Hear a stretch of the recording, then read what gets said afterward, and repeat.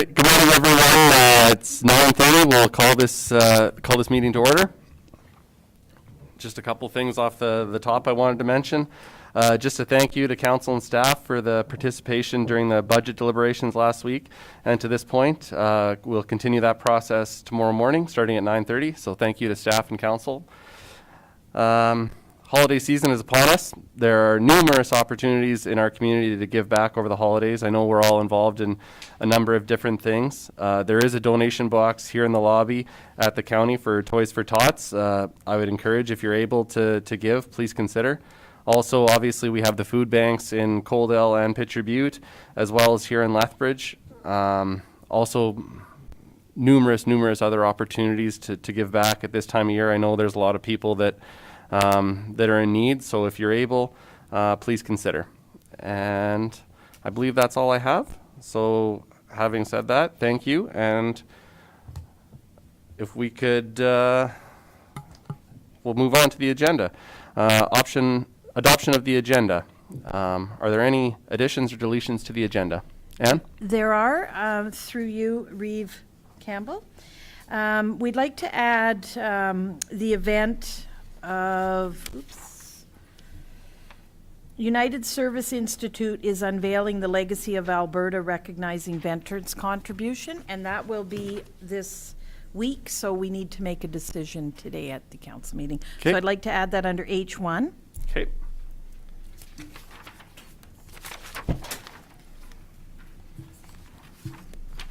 Any other additions or deletions?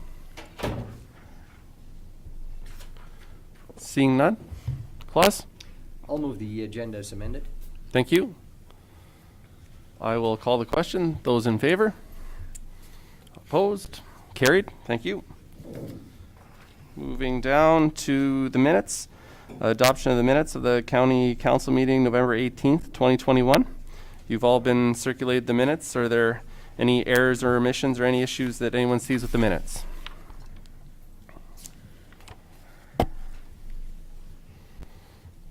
Mark? I'll move the adoption of the minutes. Thank you. Any discussion?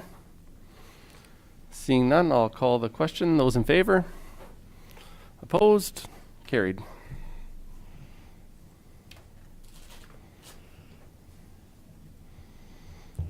Just so everyone's aware, we do have two commitments today. We will be having a public hearing at 10 a.m. as well. We also have an appointment at 11 a.m. today. So if I'm off track, please wave, let me know.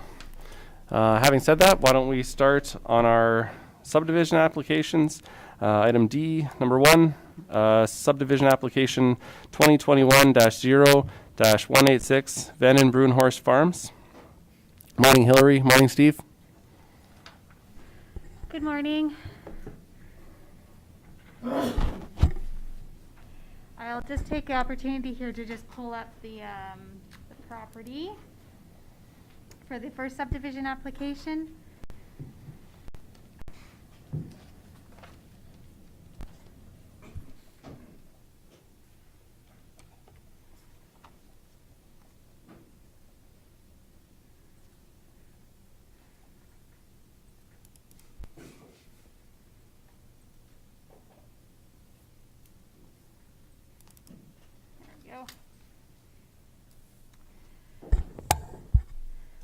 Thank you, Mr. Chairman. So this first subdivision application is subdivision 2021-0-186, and it is for Vande and Bruinhorst Farms.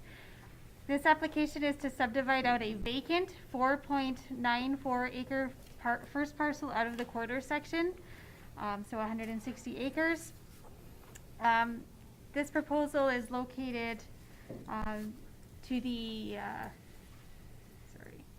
just to the east of the town of Coaldale, north of Highway 3. Just zooming out a little bit so you can get the location there. This subdivision application does not meet the subdivision criteria of the land use bylaw, as they're asking for a almost 5 acre parcel versus a 3 acre vacant parcel, which is what the subdivision criteria requires. But with that, I will let Steve go through the planning comments and the recommendation. Yeah, Mr. Chair, this application, as described, is to subdivide out the first subdivision from the quarter section. It is a vacant, or what we call a bare land parcel subdivision. They want to subdivide the dry corner out of the southwest corner of the quarter section, the area just outside the irrigated agricultural land and the pivot. The site is the location of a former, wasn't really a farmstead, but an older acreage that had been there in the past. At one time it contained a mobile home that was moved off in the last couple of years. The applicants are proposing a triangular shaped parcel there in the corner, angled on the east side to account for the irrigation pivot on the adjacent agricultural land. The applicants, as described, applied for a 4.94 acre size, which exceeds the bylaw's 3 acre maximum in accordance with the subdivision policies. The rationale for that is they just wanted the extra land. They're, I guess, of the idea that it's not under the irrigation pivot, so they'd just like to include it in the yard and have a larger yard. Just as perhaps maybe a little background for the benefit of the new councillors, Lethbridge County only had a vacant parcel subdivisions allowed back in the early 70s. Then that policy was removed, and probably for about 25, almost 30 years there, the county didn't allow vacant parcel subdivisions. That was just put back in 2014 in the latest edition of the land use bylaw. And the 3 acre maximum parcel size, for many years the county, for a developed farmstead, had a 3 acre maximum parcel sized. That 2014 bylaw changed it to what we have, this flexible size now based on the existing farmsteads improvements. So it could be 4, 5, 6 acres type of thing, but not exceed 10 acres. And the rationale was for the 3 acres was that for many years was the county's maximum parcel size for a farmstead. And the thought was that at 3 acres, if you have a blank slate at the beginning with nothing there, you can appropriate plan your yard to start with to fit within that 3 acres and meet setbacks and have your septic field on there and such, that the 3 acres is suitable when you're starting out from scratch. Unlike some of the historical farmyards from the 40s or 50s or 60s that might be a little bit spread out because there was no defined size at that time. So the parcel that they applied for at the 4.94 acre does exceed that 3 acre maximum. The subdivision itself is eligible for consideration as the first subdivision out of the quarter section. There are private utilities already in place to the property. There's an approach in place. There was a septic field at one time on the parcel. Any new development would need to put in a new system that meets today's current standards. They couldn't just simply tap into the old system. And there is an approach in place from the South Municipal Road Allowance. There's also, it does meet the policy in regards to some siting criteria. There's no confined feeding operations too close in the area, no abandoned gas wells or that sort of a thing. So the parcel is eligible for subdivision based on the first parcel out of the quarter. I guess the issue really is just with the parcel size not conforming to the bylaw.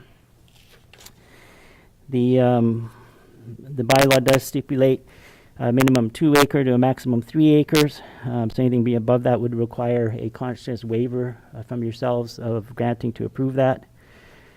And this does meet the other criteria for a vacant bare land subdivision from land use bylaw number 1404. During the circulation, there was no requirements when I sent the agenda package out for utility companies for any easements or anything like that. I since heard back in the last few days from Fortis, but they also have no objections and don't require an easement. So I have recommended approval to you based it on the first subdivision of the quarter section, but You can see in the resolution that the third condition on there that I have suggested to you is that the final approved parcel be reduced in size to comprise no more than 3 acres of land in accordance with the land use bylaw and subdivision criteria, which is to be reflected on the final plan of survey. The alternative to that is, if you saw merit in their proposal, is to grant a waiver, which you're afforded under Section 654 of the Act, and approve as applied for. In my comments there, I've mentioned that there's no physical hardship present or anything on the land special that would really support the need for that. It's just a want, I guess you could say, by the applicants just to have the larger area. I will note that they are in the process of working with the development department in applying for a permit to place a kind of shop residence building on the parcel, which is going through that separate process. But currently, we're dealing with a vacant parcel.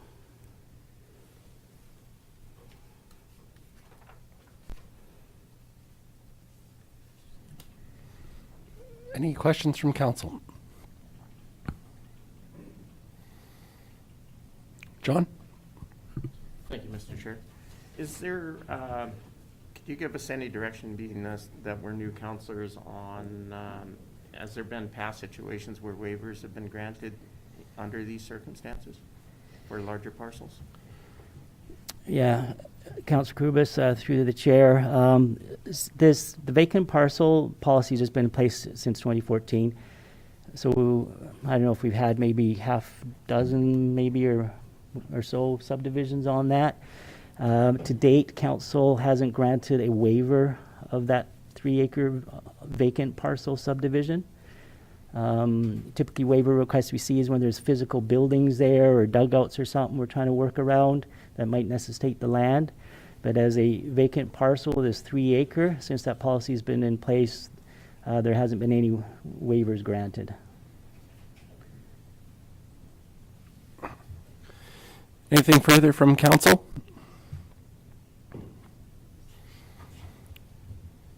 Claus?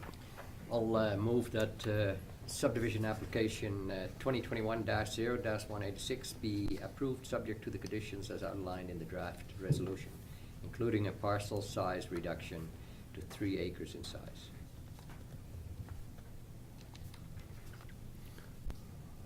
Anything further from council? I'm sorry, did I move part of it? That's recommending the waiver to go more than the 3 acres? No, he moved the recommendation to go to the smaller parcel size.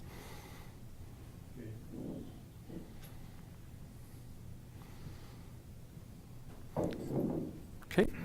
Juan?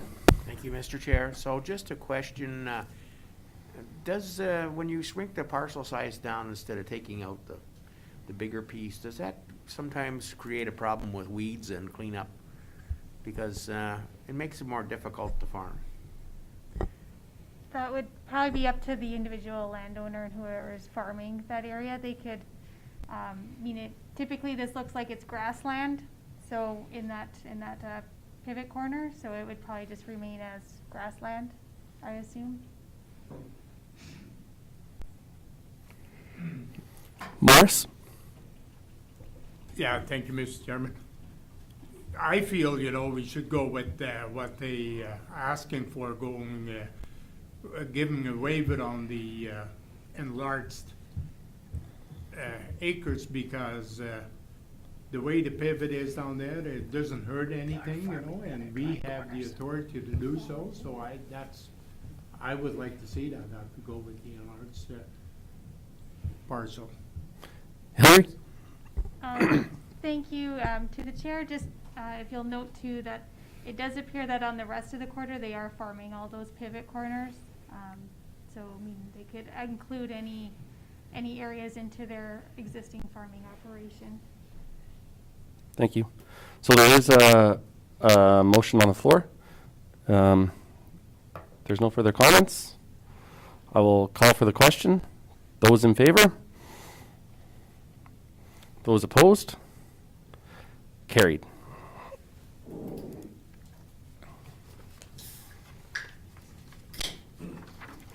Moving down, subdivision application 2021-0-175, Beattie.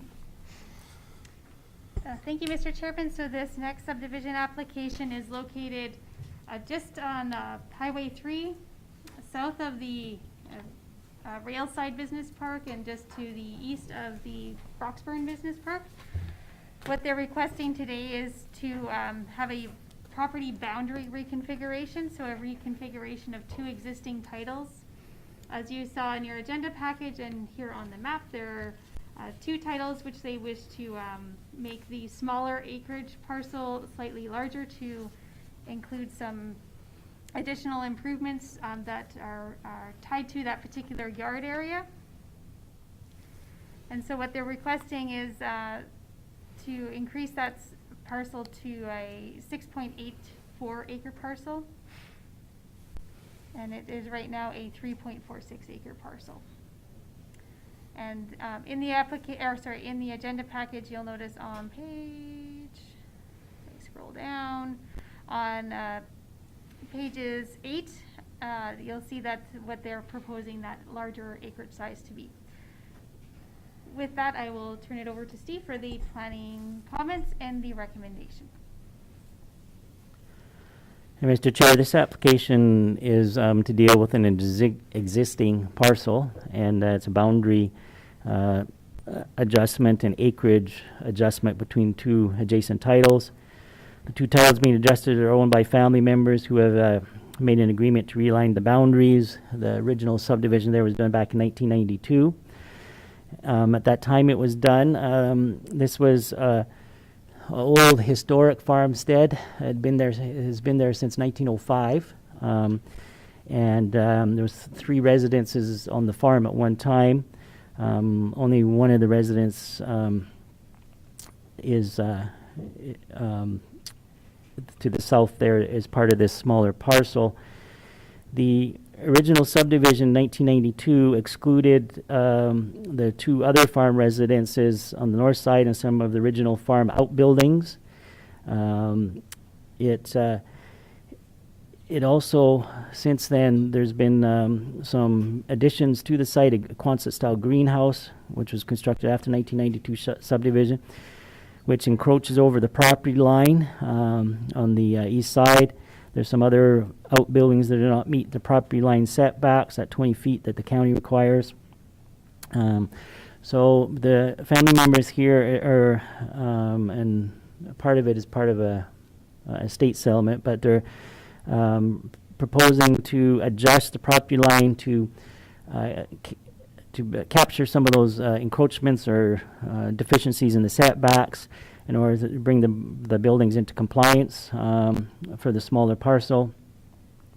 The new line, you'll note, does go through the middle of an old red barn that's on the property.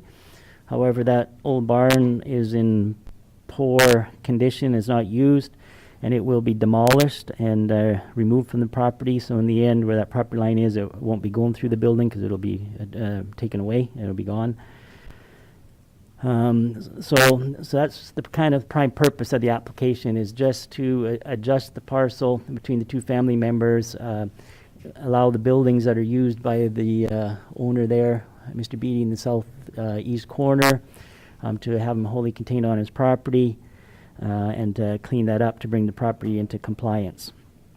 One of the things I will note with the application as well is that the back west end of the parent agricultural parcel is area flagged for the future Canamix to head south there, the interchange in that area. So the application was referred to Alberta Transportation. They have no objections or concerns with the application because the existing area we're dealing with there is outside what they would consider their take area if and when that future Canamix goes ahead, which probably won't be in our lifetime, but when it does, they'll be out of the way there. And they have no concerns with this application as proposed moving ahead. One of the other things I would mention as well that in dealing with this application is that there would be a municipal reserve adjustment having to be made between the 1992 parcel that came out and the additional land, if you approved it, that we'd be adding in. So I don't think I had that value when I sent the package out to you, but that value has come in and it's at $15,000 per acre. So that would be a payment on the 3.34 acre adjusted portion that wasn't paid last time. They'd have to pay it now. The value of that would be the $15,000 per acre to the county for municipal reserve purposes. So part of the referral on this, there was no objections or concerns received of the utility companies. ACO Gas has requested a utility easement agreement be entered into for the gas line. But other than that, there was no other requests or concerns. So I have presented an approval to you with the conditions of that reserve be paid on that 3.34 acre portion. The typical conditions of taxes and paid up to date and a development agreement being entered into. The third condition would deal with that area being subdivided and consolidated. That's done by a plan of survey, so we don't have a standalone title, and submitted for review. The fourth would deal with that old red barn where the line is going through. That has to be physically removed from the property, so there's no physical encroachment over the property line, which have to be done prior to final endorsement to ensure it's completed. And then they have to submit the final plan of survey, and then the sixth condition would be dealing with the easement request by ACO Gas. So the alternative would be to just not approve, and it would just remain as is, currently is. And it wouldn't change the situation from what's there now. And that Mr. Beattie's, a couple of those buildings there would be in nonconformity with the land use bylaw.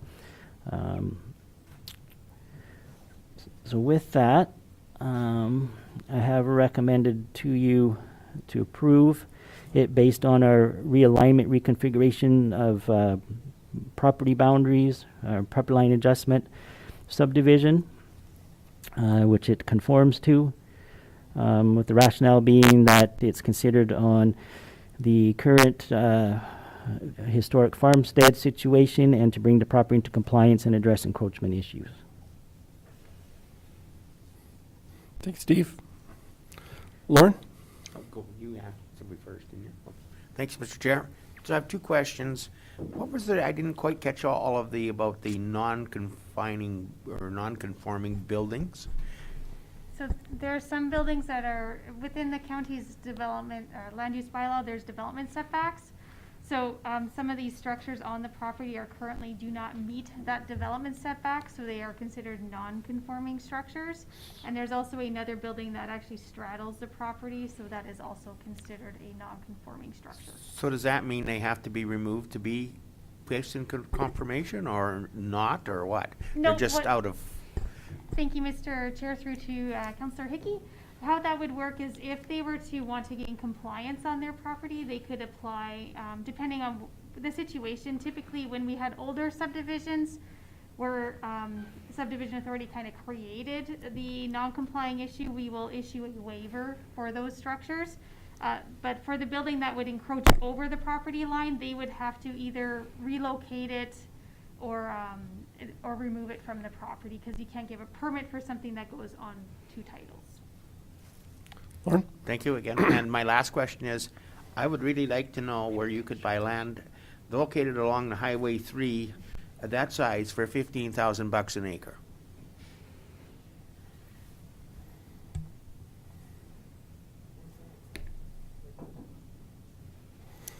Any other questions from council?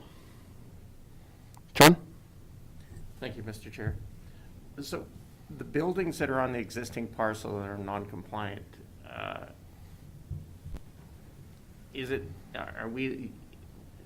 were they in compliance when the subdivision was first approved, or were those buildings added after?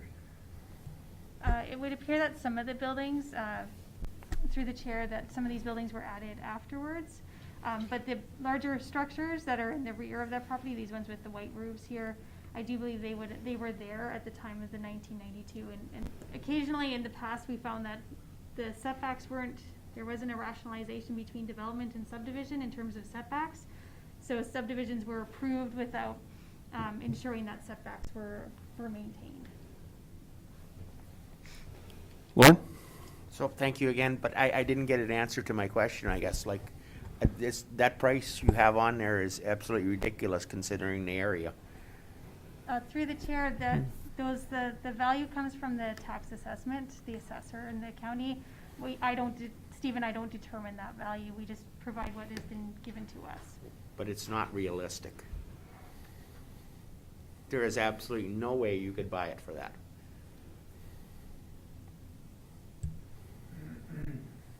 That's something that, I mean, we would have to talk to the assessor about.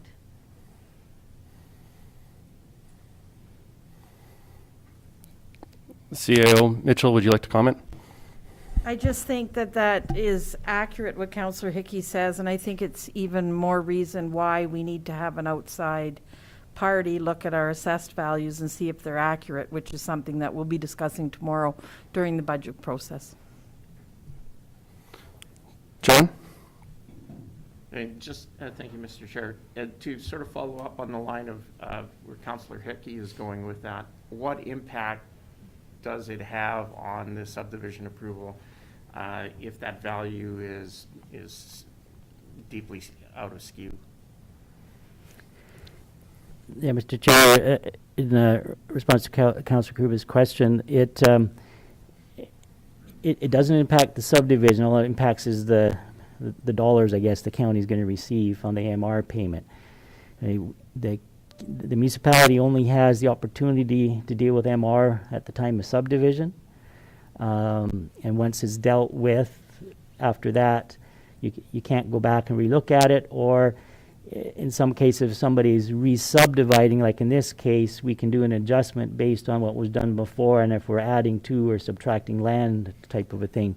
But once it's paid, and it's done, and you can't go back and relook at it or ask for more of that type of thing. So it is one of those things, if you're concerned that the dollar value is not accurate and the county might be shorted, that you'd like it to be reviewed. The only way we could deal with that with this application is you'd have to table this, have that value relooked at or something, then brought back to see if that is reflected or not. Because if you approved it with this value, we can't go back afterwards and make an adjustment. So what's in your resolution here is what they end up paying. Sorry, that was my fault. No worries. Claus? So with the value not being what we think it should be, so is the county going to be shortcutted in the way we're going to be able to collect our taxes? It's not through the chair, this isn't a tax. This is for municipal reserve. Municipal reserve goes towards the upgrading and maintenance or capital payments for parks and community buildings within the county. It's not a tax that goes into like the tax revenue. It's a separate fund under municipal reserve that we use for when we're saying upgrading the Monarch playground facility, or when we did the Turin or the Diamond City upgrades. So that's where those funds have been coming from. So if the value is seen as not fitting, that's the reserve fund that would be impacted. CAO Mitchell? I do think there's a couple of separate matters here. This is the subdivision thing that's before you right now. The other matter is the land value, which is something that I think we have to address in a separate way. There's also farmland assessment, which we know has been undervalued since 1994. So I think one of the things that we need to look at is how do we assess that? And I think that's a separate discussion from today's. Steve, did you have something first, or? Well, yeah, Mr. Chair, I was just going to give you an example, just for some basic quick math here. 3 acres at $15,000, we're looking about just a little over $45,000. They would pay 10% to the county, so that'd be $4,500. and some change. If it was more, I don't know if it'd be 20 or 25,000 in that area. I have no idea, but just for easy math again, let's say if it was 25,000 times the 3 by right, you're looking at 75,000. The 10% would be 7,500. So that would be the difference of, you know, if that's what the land value is. That's just an example, but they're paying the 10%. So they pay the county 4,500, or if it was more, it might be 7,500. So that's a difference in the MR. Just as some quick, basic, easy math here. But they pay 10% of that to the county for the municipal reserve. John? Thank you, Mr. Chair. More on the lines of what our CEO would express, that these are two separate issues, and I think it doesn't behoove us as a council to stall out the progress or the movement forward of the subdivision, because we as the council may have some concerns with the tax or with the value of the land that's done by our tax department. So in that light, I'd like to move forward and make a resolution, or that the subdivision application 20210-175 be approved subject to conditions outlined in the draft resolution. Thank you, John. Any further discussion from council? Seeing none, I will call the question. Those in favor? Those opposed? Carried. Thank you. Thank you, Hillary. Thank you, Steve. Thank you. Our 10 o'clock's here.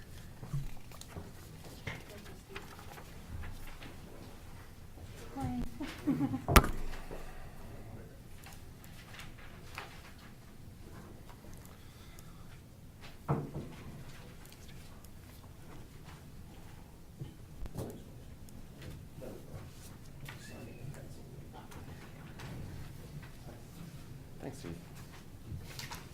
Thank you.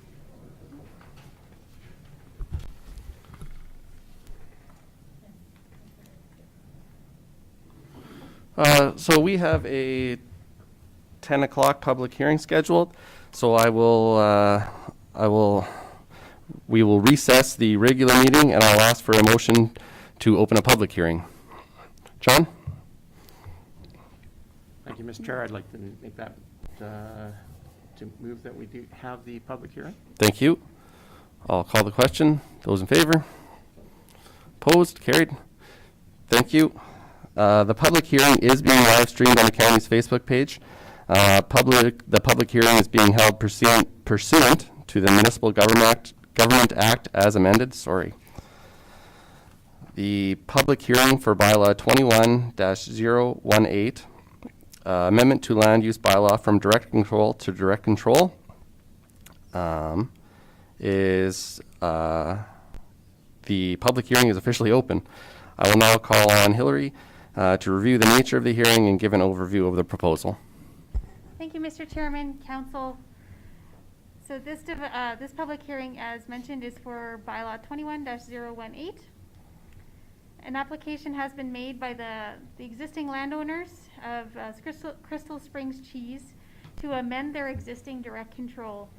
Their original direct control was approved in 2018, which allowed them to be able to subdivide their existing cheese factory off of the main title, and also to have the food production expansion on their property. So that's why they originally had the direct control. And so now with their business expanding, they're looking at some new opportunities, and the applicant did provide a letter stating that they are requesting an amendment to the bylaw, to the direct control to allow for the sale of liquor on site for off-site consumption. So pretty much in layman's terms, a liquor store. The AGLC, the Alberta Gaming, Liquor and Cannabis Association of Alberta, requires that an applicant obtain a permit from the municipality prior to obtaining their liquor license for the sale of liquor that will be consumed off-site. In reviewing the direct control bylaw, it was determined that a liquor store was not a use that was either permitted or discretionary under the existing direct control, and that the applicant would have to apply to amend in order to attain their permits. This application was sent to the other internal county departments and also provincial agencies, specifically Alberta Health Services, to see if there was any comments. No concerns or objections were received as a result of that circulation. The proposed amendments align with the county's municipal development plan, section 6.4, in that it does not, the amendment and proposed use would not require any additional infrastructure or services for the property. It would not impact any adjacent landowners, and it is supporting a growing business within the county. If this application were approved by County Council, the applicant would be required to submit a development permit application to the Development Authority to ensure that they're meeting the terms of the direct control district and address any uses, or address the use in terms of how it would function on the property. This proposed bylaw was advertised in the November 16th and 23rd editions of the Sunny South News, and a mail-out was sent to the adjacent landowners. I did not receive any objections or concerns as a result of the notice in the paper or the notice to the adjacent landowners with regards to their proposed additional use on the property. So administration has recommended that County Council proceed with second and third reading of the bylaw. Alternatively, County Council may refuse second reading of the bylaw if they feel that the proposed use is not suitable given their location. And with that, Mr. Chairman, I will turn it back to you. Thank you, Hillary. At this point, I will just advise that this is a public hearing, and therefore it is the opportunity for council to receive input from the public. Those making presentations are asked to state their name, review their points rather than ask questions to council. Also, we ask that presentations to council be brief and to the point. And at this point, I would ask, does the applicant who submitted the request for the bylaw amendment, would they choose to speak at this time? Please come forward.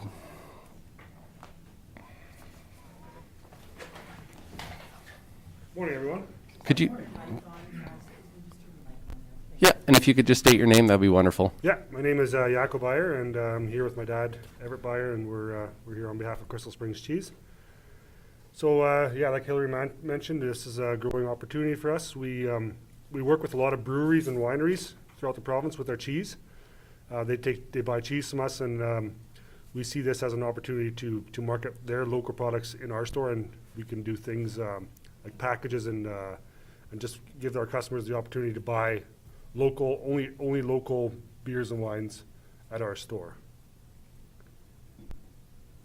So just yeah, promoting each other, working with our current customers that we sell our products to, and taking their products back and cross-marketing opportunities, right? So I don't know if there's any questions on it, but. Thank you very much. Any questions from council? Morris? Yeah, thank you, Mr. Chairman. So I'm pretty familiar with your operation down there. So does that mean if you guys going to be able to go ahead with that you got to enlarge that store too, or can you keep the store at the size as it is? Yeah, the store would stay the same size. Yeah, we have the availables. We already have 1.5 empty fridges right now. So there's no extra space requirements. It's all stay the same. Yeah. Anything for John? Well, not so much a question, just from my own personal opinion, I think that something like this is a very good symbiotic relationship, and is excellent, an excellent way to foster cooperation and supporting our local businesses and the other, small craft operations and wineries around the area. Thank you. Anything further from council? Thank you very much. Thank you.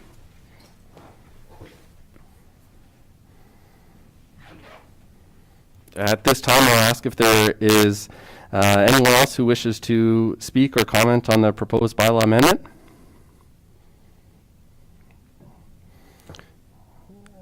I will call again. Anyone who wishes to speak? Thank you. Anything further, Hillary? Nope, that's everything.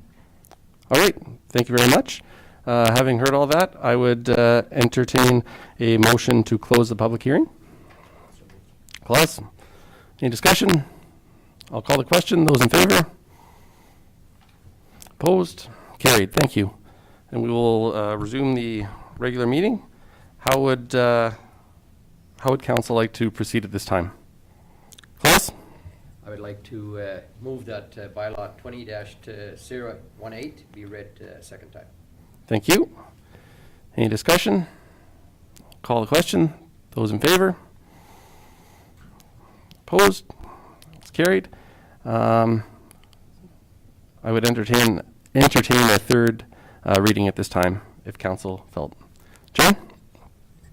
I'd like to move that the bylaw 21-018 be read a third time. Thank you. Any discussion? I'll call the question. Those in favor? Those opposed? Carried. Thank you. Thank you, Hillary. Yep, thank you, Mr. Chairman and council.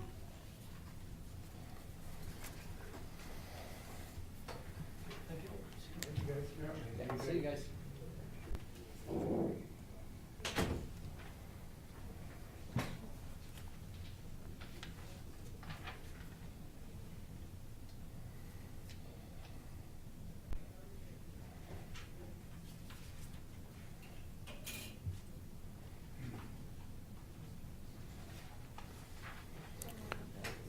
Are we able to carry on with the community services, with the development permit at this time?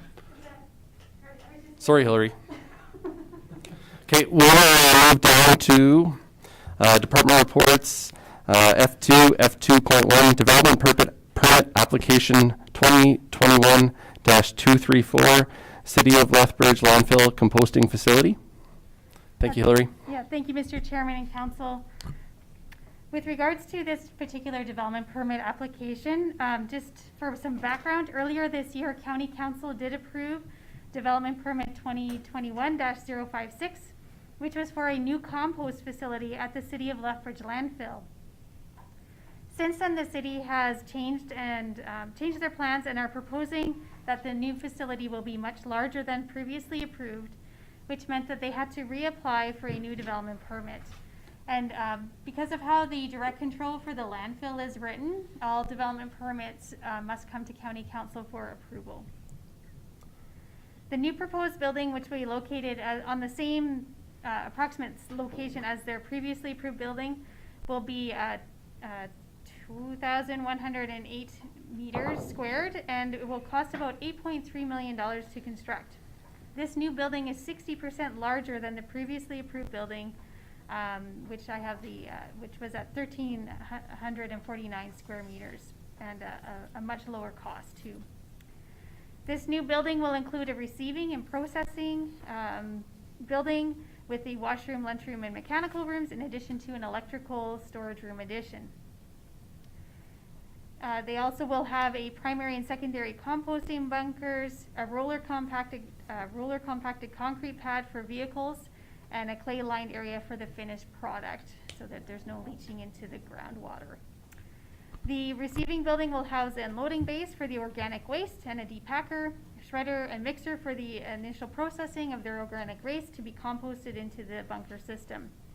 And then once this material has been screened and stored, the product in the product storage area, it will be used for the landscape materials or sold to the commercial, sold to commercial or public users. This application was circulated to county departments, Alberta Transportation, the Irrigation District, and the Fire Prevention Bureau. There was no concerns or objections received by those who were circulated. There was a site visit conducted by myself and Sarah back in March when they originally proposed this particular facility. And so we got to see the site where things were going to go, and it did seem that their location was appropriate for their proposed use.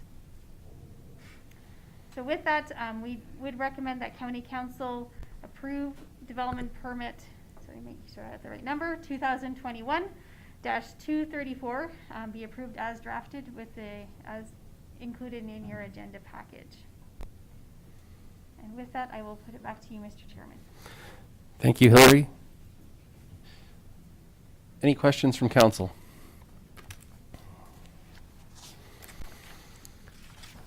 Seeing none, how would you like to proceed? Mark? I would move, excuse me, I would move that the development permit application 2021-234 be approved as drafted. Thank you, Mark. Any discussion? Seeing none, I'll ask the question. Those in favor?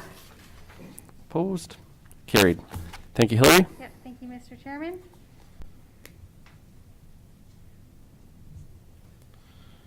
Moving down, F2.2, proposed amendment to land disposition policy number 172. Sure. Morning, Larry. Good morning, Mr. Chairman, Council. Thank you. This submission before you, the proposed amendment to land disposition policy number 172, was actually a joint effort on the part of Hillary Jansen, senior planner, and myself. My name's at the top, so I'll just kick it off. I'm sure Hillary might be able to add any little holes that I may miss in a brief description to you. The current land disposition policy that the county does have was put in place in November of, in 2018.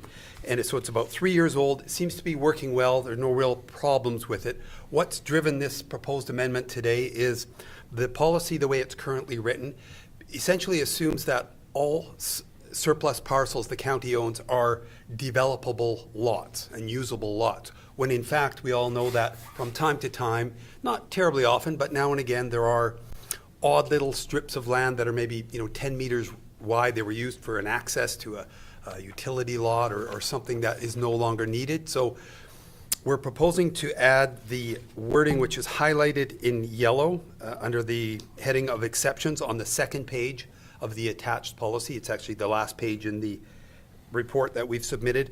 And really what we're trying to say there is that in the not very common but now and again encountered situation where there is an irregularly shaped parcel of land, rather than publicly advertise it to, so that anyone could submit an offer on it, we are proposing that where it's warranted, giving council that discretion, that they kind of waive that public notice requirement and simply negotiate and sell it to an adjacent landowner who would then consolidate it into their master parcel, let's say.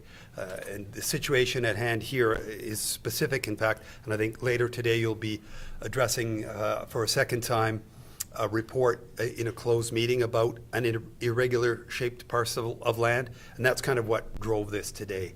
So we're just, again, proposing a little bit of wording added to the current policy, and in that way it would just openly, I think, give council that flexibility, still follow their policy, but not have to necessarily advertise a parcel that clearly would only benefit one, or in some cases two, immediately adjacent landowners.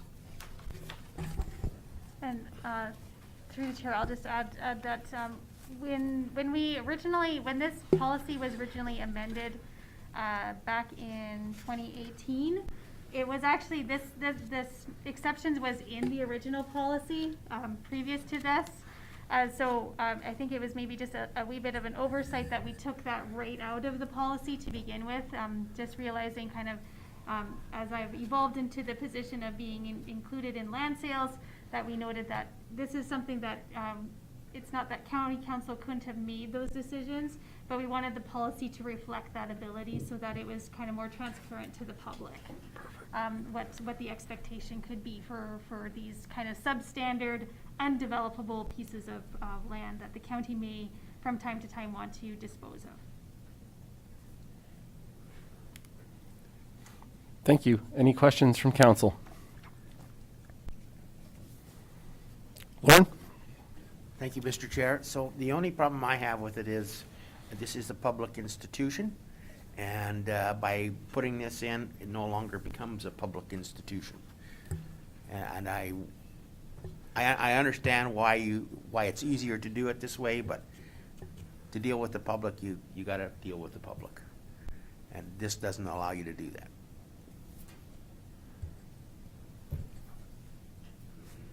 I could maybe take a stab at Councillor Hickey's question or comment through the chair, if I may, Mr. Chairman. Yeah, point well taken, and I do agree entirely, with the importance of being open and transparent.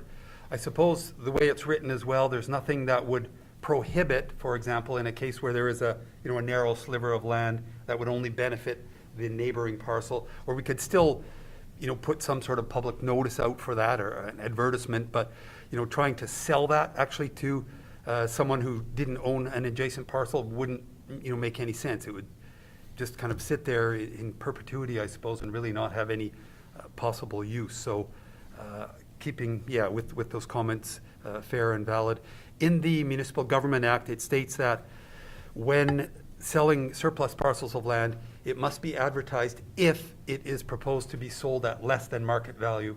And I don't see any situation typically where administration would come forth and recommend that council consider selling land for less than it's worth. But again, back to the comment of transparency, a good point. Thank you. Any further questions from council? John? Thank you, Mr. Chair. So if I'm understanding this right, this is not restricting council is saying that we can't advertise it. This is saying that at council's discretion, if there are extenuating circumstances where there is a parcel that is completely encompassed by another parcel, that we don't need to advertise it, we can start negotiations with adjacent landowners or notification to adjacent landowners. But does that mean if there is a parcel that straddles both landowners, would we be able to, or would we still be sending a notice out to all adjacent landowners that that parcel is up for disposition? Yes, through the chair to Councillor Kurbis, we would definitely be doing that still as an affected adjacent landowner. We would want to fully disclose what was happening with, say, a previously owned county parcel.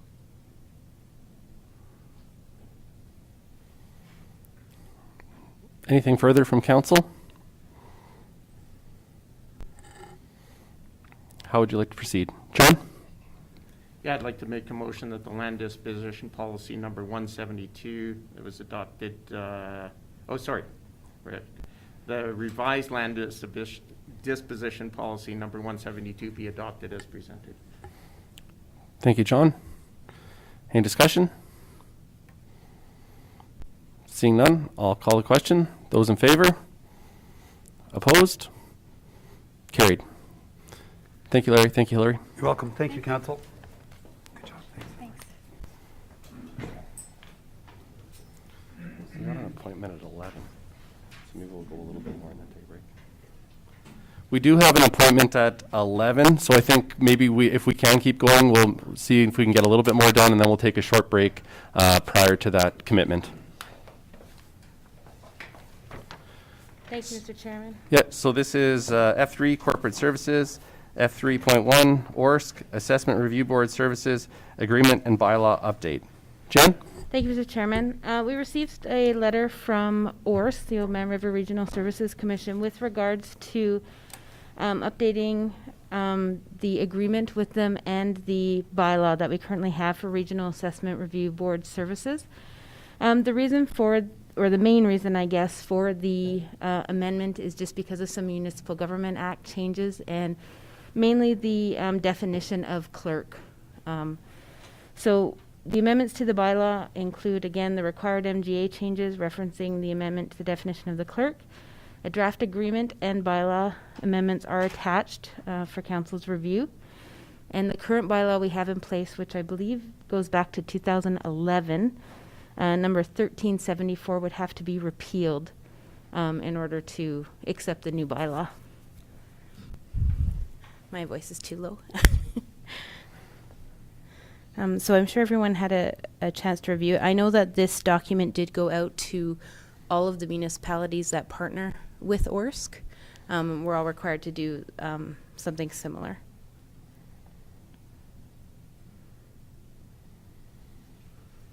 Thank you, Jen. Any questions from council? Lon?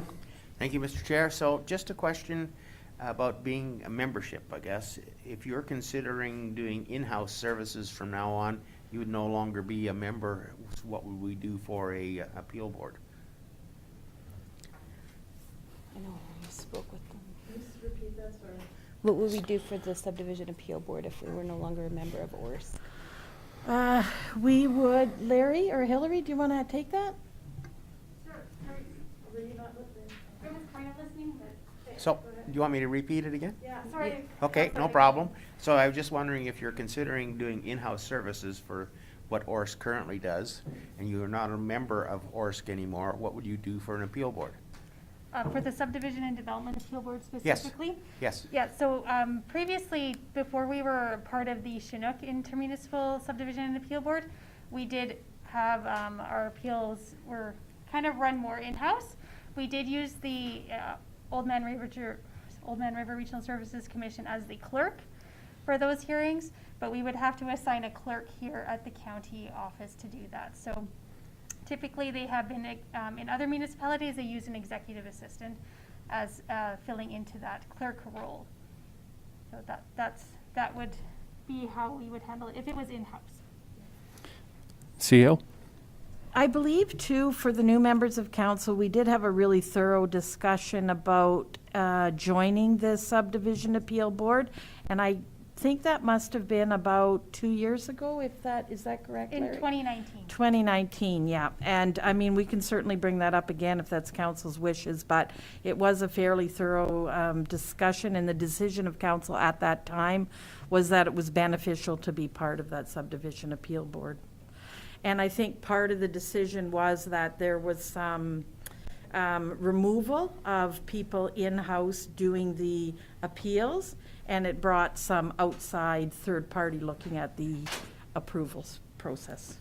Hillary? Thank you. Maybe just quick, Hillary.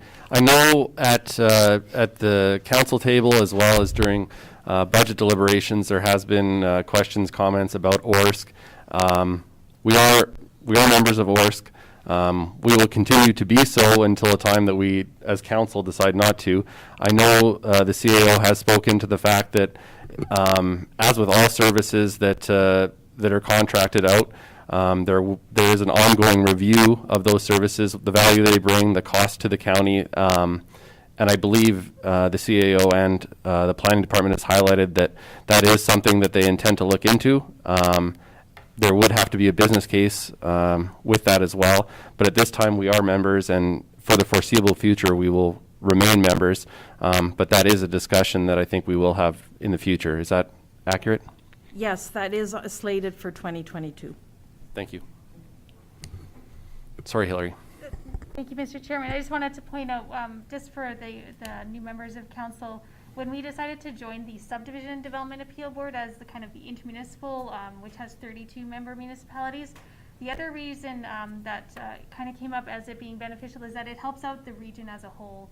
It's kind of looking outside of ourselves and looking at those smaller municipalities that can't seem to get members to come into the board. So it was seen as also kind of being more regional and helping out our smaller regional urban municipalities too. So just kind of another component as to, it wasn't just how it benefited the county, it was also kind of that bigger picture too. Thank you. Any further questions from council?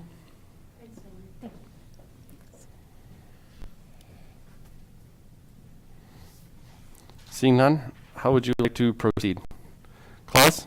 Well, seeing that we're still with ORRSC and everything like that, so then I think I'll move ahead with move that the county council repeal bylaw 1374, regional assessment review board bylaw. And should we do them one at a time? Is that, sorry, Larry? Yes, Mr. Chairman, thank you. I was just going to point out, I think possibly there's a little bit of confusion here at the moment. There are two boards, I believe, through ORRSC that the county receives services from. One is the Intermunicipal Subdivision Development Appeal Board, and the other one is the Assessment Review Board. And today, just kind of looking at that report very quickly, I believe this report and the questions before you today have to do strictly with the Assessment Review Board, the Tax Assessment Review Board, nothing to do with the subdivision board, if that wasn't clear. So, Thank you, Larry. you're welcome. To Claus's question, proceeding with the recommendation, could you advise what the best way to proceed with that would be, technically speaking? Sorry, Candace? Separate motions? Okay. They're laid out there, I think, Okay. Mr. Chairman. Yep. Nope. Okay, so we have the clause has moved the County Council repeal bylaw 1374 Regional Assessment Review Board bylaw. Any discussion? I'll call the question. Those in favor? Opposed? Carried.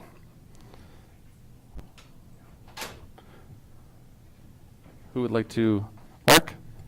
Thank you, Mr. Chair. I move that the county council enter into the amended agreement for regional assessment review services. Thank you, Mark. Any discussion? Seeing none, I'll call the question. Those in favor? Opposed? Carried. Moving down. John? I'd like to move that the bylaw 21-019 Regional Assessment Review Board bylaw amendment 2021 be read for a first time. Thank you. Any discussion? Call the question. Those in favor? Opposed? Carried. Second reading? Morris? You'd like to move that, Morris? Yeah. Okay. Move second. So bylaw 21-019 Regional Assessment Review Board bylaw amendment 2021 be read a second time. Any discussion? Call the question. Those in favor? Opposed? Carried.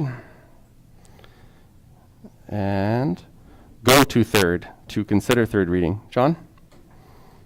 Yes, I'd like to move that the bylaw 21-019 Regional Assessment Review Board bylaw amendment 2021 be read a third time. So this is to consider that reading. This will have to be unanimous to proceed. Those, any discussion? Those in favor? Opposed? Carried. And third reading. So I'll move third reading that bylaw 21-019 Regional Assessment Review Board bylaw amendment 2021 be read a third time. Thank you, Claus. Any discussion? I'll call the question. Those in favor? Opposed? Carried. Thank you, Jen. Thank you. And now I think maybe we'll try and we'll move down. F3.2, tax penalty waiver request. Thank you. So before you have a tax penalty waiver request in the amount of $459.46.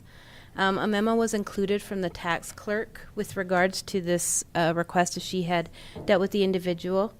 The tax clerk was contacted stating that the individual had not received their tax notice for a business for 2021.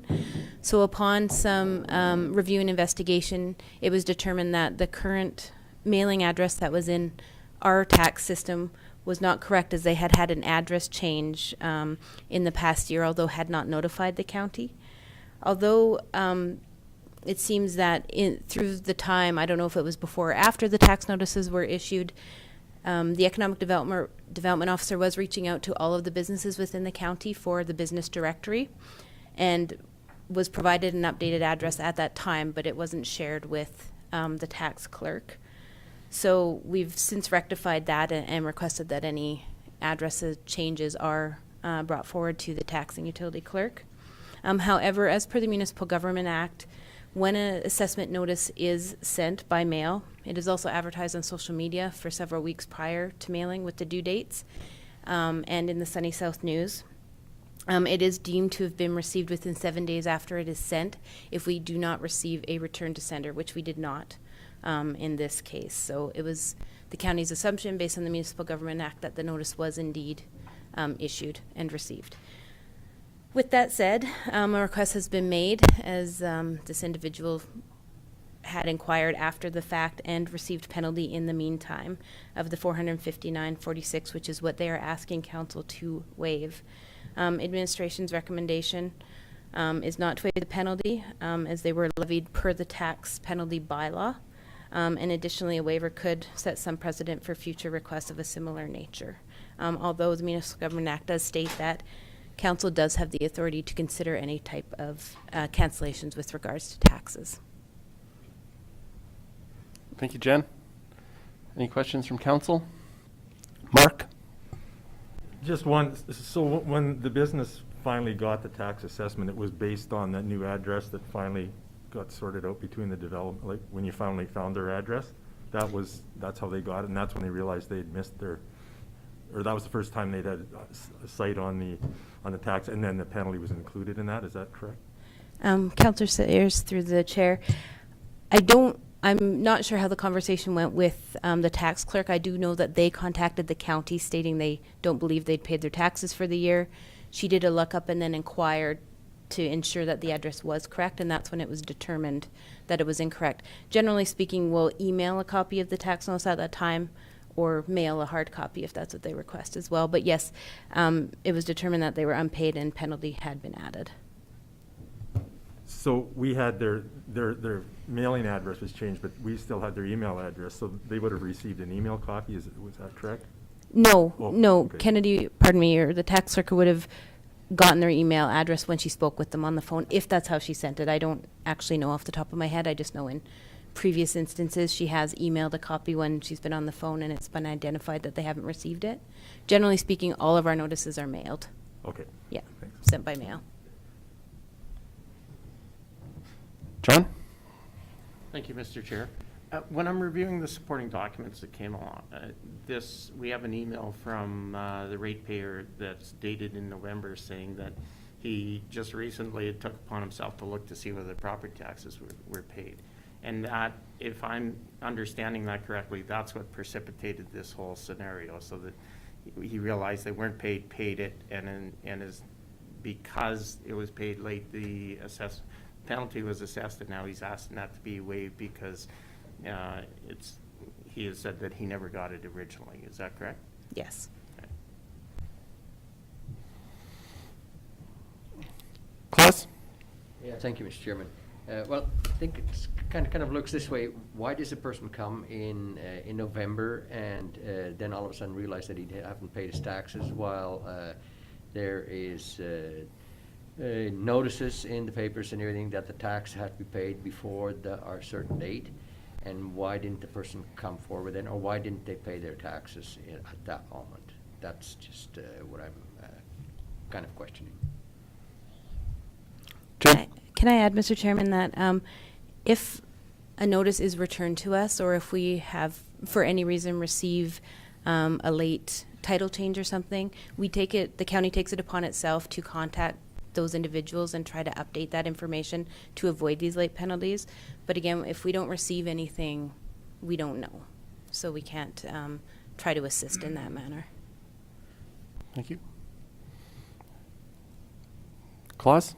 So with that, I'd like to recommend the motion here that the county council not waive tax penalties in the amount of $459.46 as requested for tax roll 32120100. Thank you. Any discussion? Seeing none, I'll call the question. Oh, sorry. Oh, no, I'm just there. Sorry, Royce. I'll call the question. Those in favor? Opposed? Carried. Thank you. Thanks, Jen. And, Ann? A suggestion, I do Yes. believe the next item is going to be quite lengthy, so Yep. we may want to put off schedule of fees until after the public meeting. Sure. Maybe, Ann, could we just move down and then we'll just do quickly the addition? Yes. H1, I think we can handle that quickly. Yes. Good idea. Good morning. This is the late agenda item, and it is from the Lethbridge United Service Institute. They're going to unveil the Legacy of Alberta, recognizing veterans' contribution, and that is going to be held on Wednesday of this week, and we have to RSVP by today. So I just wanted to see if there were any members of council that wanted to attend.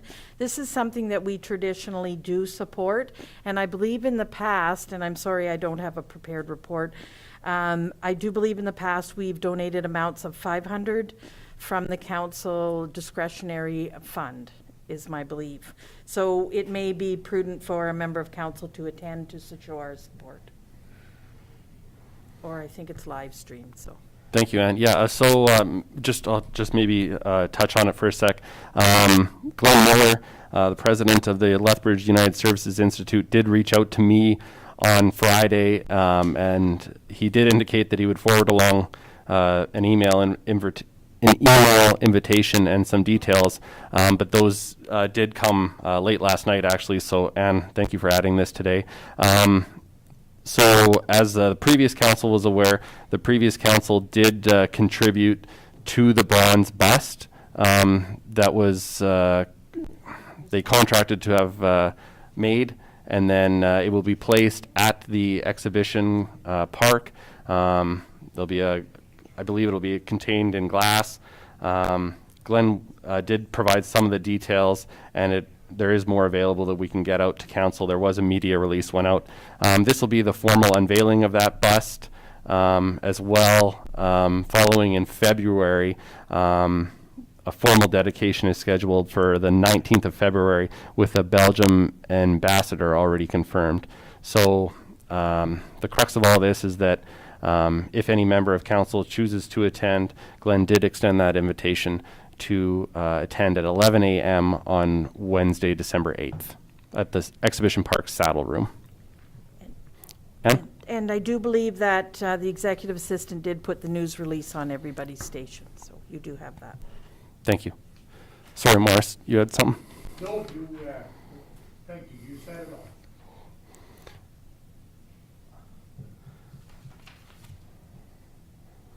all. Anything further from council?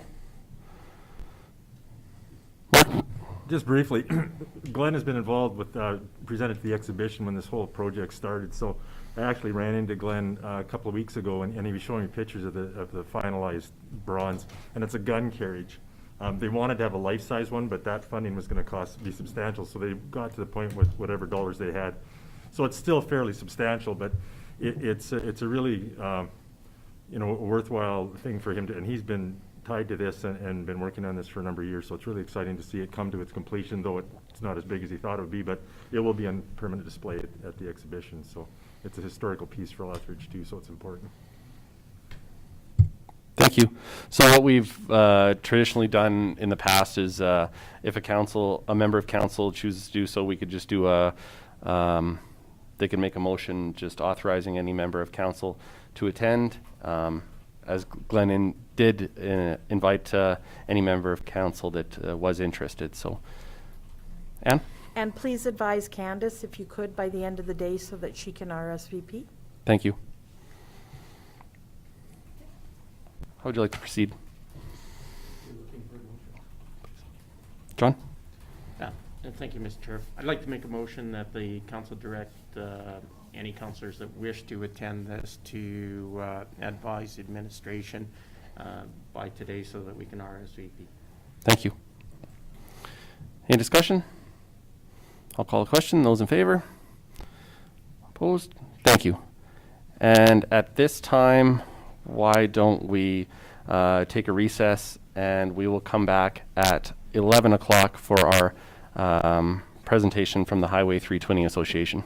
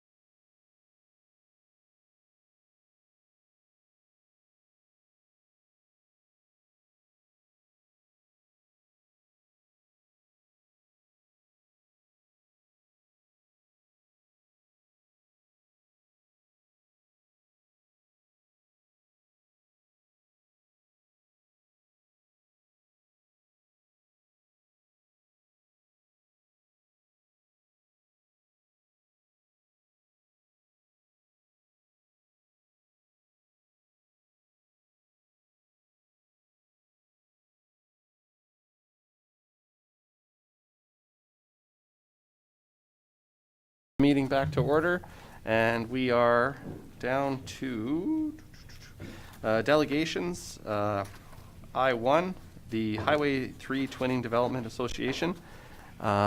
Maybe just to start, we'll go around the table and have council introduce themselves. So we'll start over at Mark. Mark, please. Mark Sayers, Division 3, first time counselor.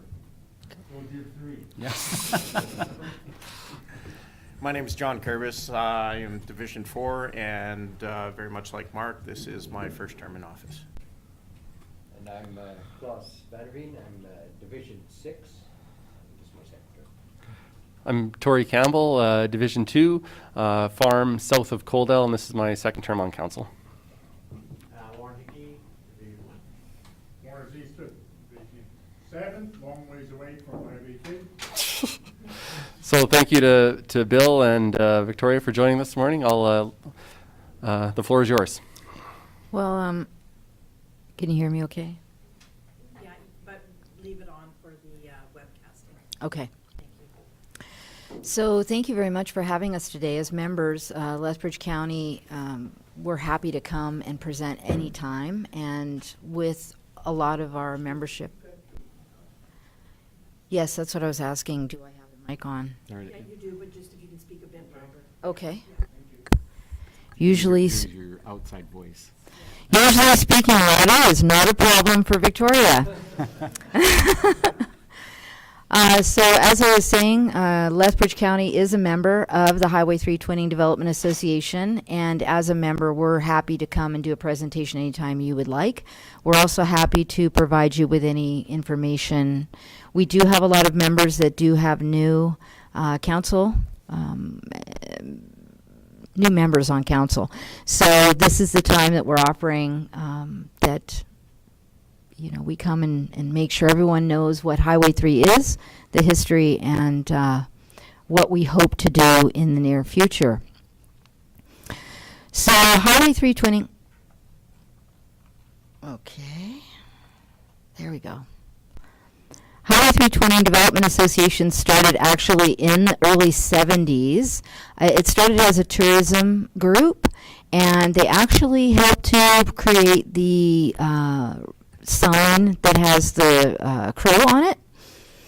It grew to incorporate a number of the municipalities along the corridor, and as you know, they got twinning from Fort Macleod to Tabor, and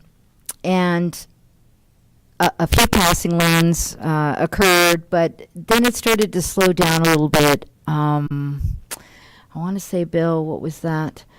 The late 2020? No, 2010. Late 2010. Wasn't making as much headway with the government.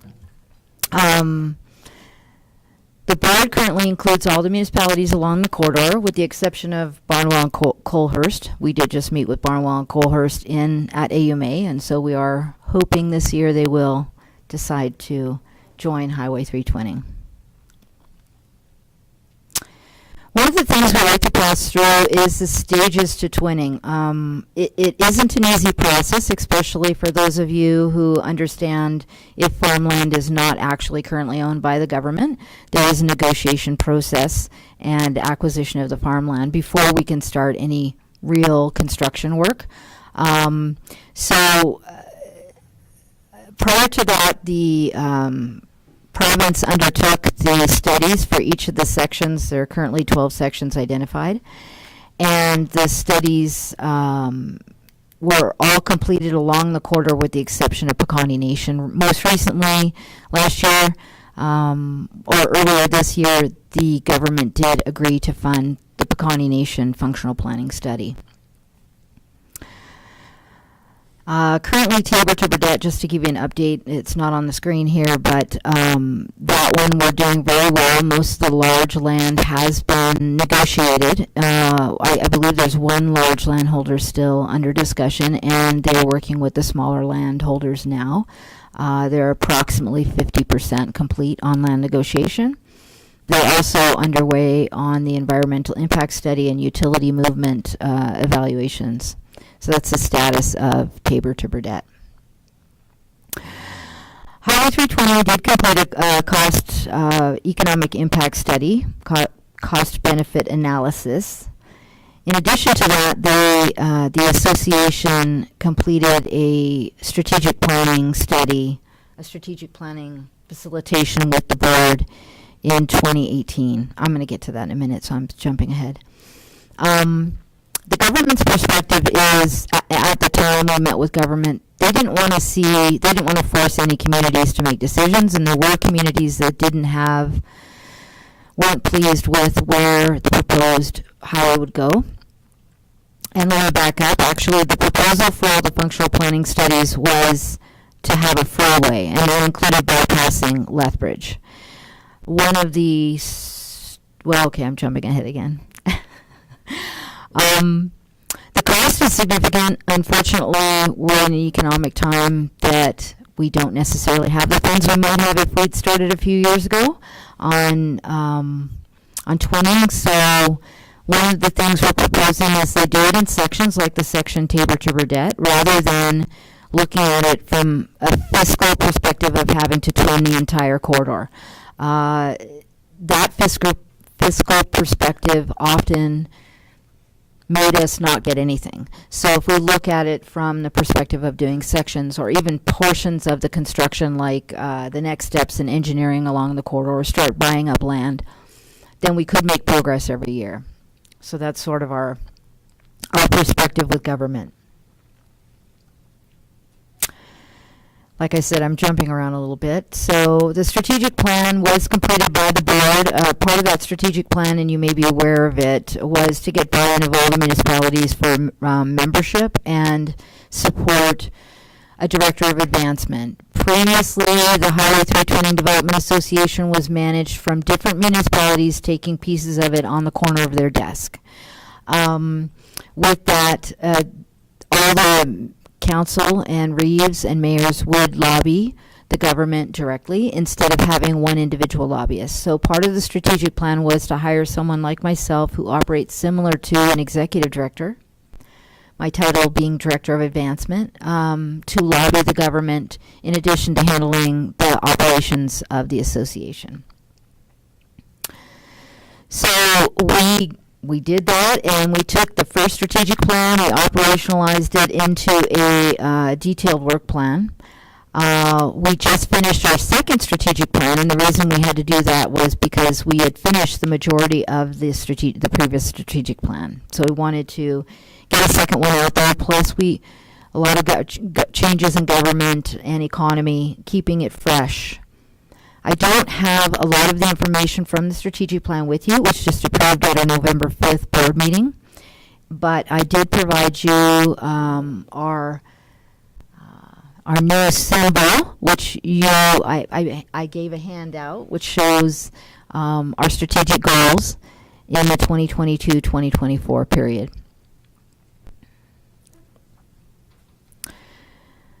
One of the main things we wanted to do that was identified and that we really hadn't completed in the strategic plan was getting more information out to citizens and community and working closer with stakeholders and getting stakeholders to join the fold, and that would be business stakeholders. We have already done a very good job of connecting with different associations and bringing them into the fold of Highway 320 and having them lobby on our behalf. So all of the chambers of commerce along the corridor got together and did a resolution to Alberta Chambers to twin Highway 3. We had number 5 priority for Alberta Motor Transportation. They put that on their priorities. We're working with sugar beet growers and potato growers and other stakeholders. So we've done really well at collaborating with other association stakeholders, but not so well in getting our industry stakeholders to join. We have a few. I think part of COVID has been a challenge with that because I can't go knock on doors. I have to make phone calls and emails, and as we know, that isn't quite as good. So I want to speak louder to government having one voice. So in addition to all of you promoting the twinning of Highway 3 to the persons and politicians that you deal with daily, we have myself doing it too, and the group as a whole.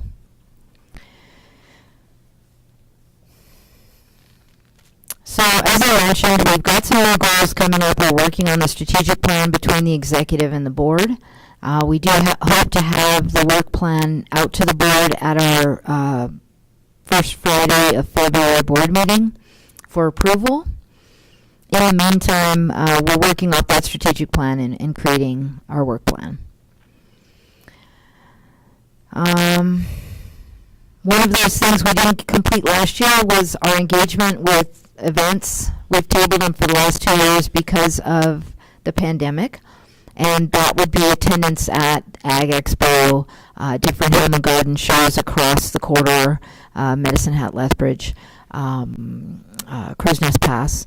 Also, things like the trucking industry events and other events where we can speak with community. We also initiated a virtual town hall. We did our first one in October, where we're basically providing this presentation that you're looking at to the citizens who want to join us on a virtual meeting. So we did our first one.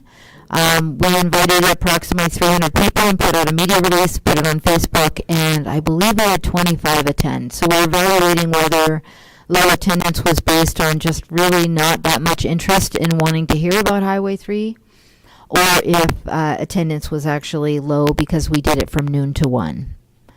So we're going to play around with what time frame might be good. Our priorities of Highway 3, we have 4 priorities that the board selects. 2 of those priorities were completed in 2021, so the board will be needing to meet and decide on additional priorities and rework the priorities. Currently, Medicine Hat to 7 persons, including the airport realignment, was part of it. We may look at not having that airport realignment right now because I believe the priorities of Medicine Hat have changed a little bit. And Pincher Station to Bylaw, there's no other discussion there. We do meet regularly with Don Davidson. I meet with him every other month. And we do have an opportunity to talk about how the government would look at what different priorities we might like to suggest. So how do we get there? Again, we're looking at cost. We need to consider the cost. How can we keep this completed? And I believe that the best way to move forward with that would be in pieces. Sure, if they can fund the whole thing, wonderful, but to have a strategic plan over time that can be economically and fiscally responsible, but have something in every budget so that we're able to eventually get to our target of having the whole of Highway 3 twinned.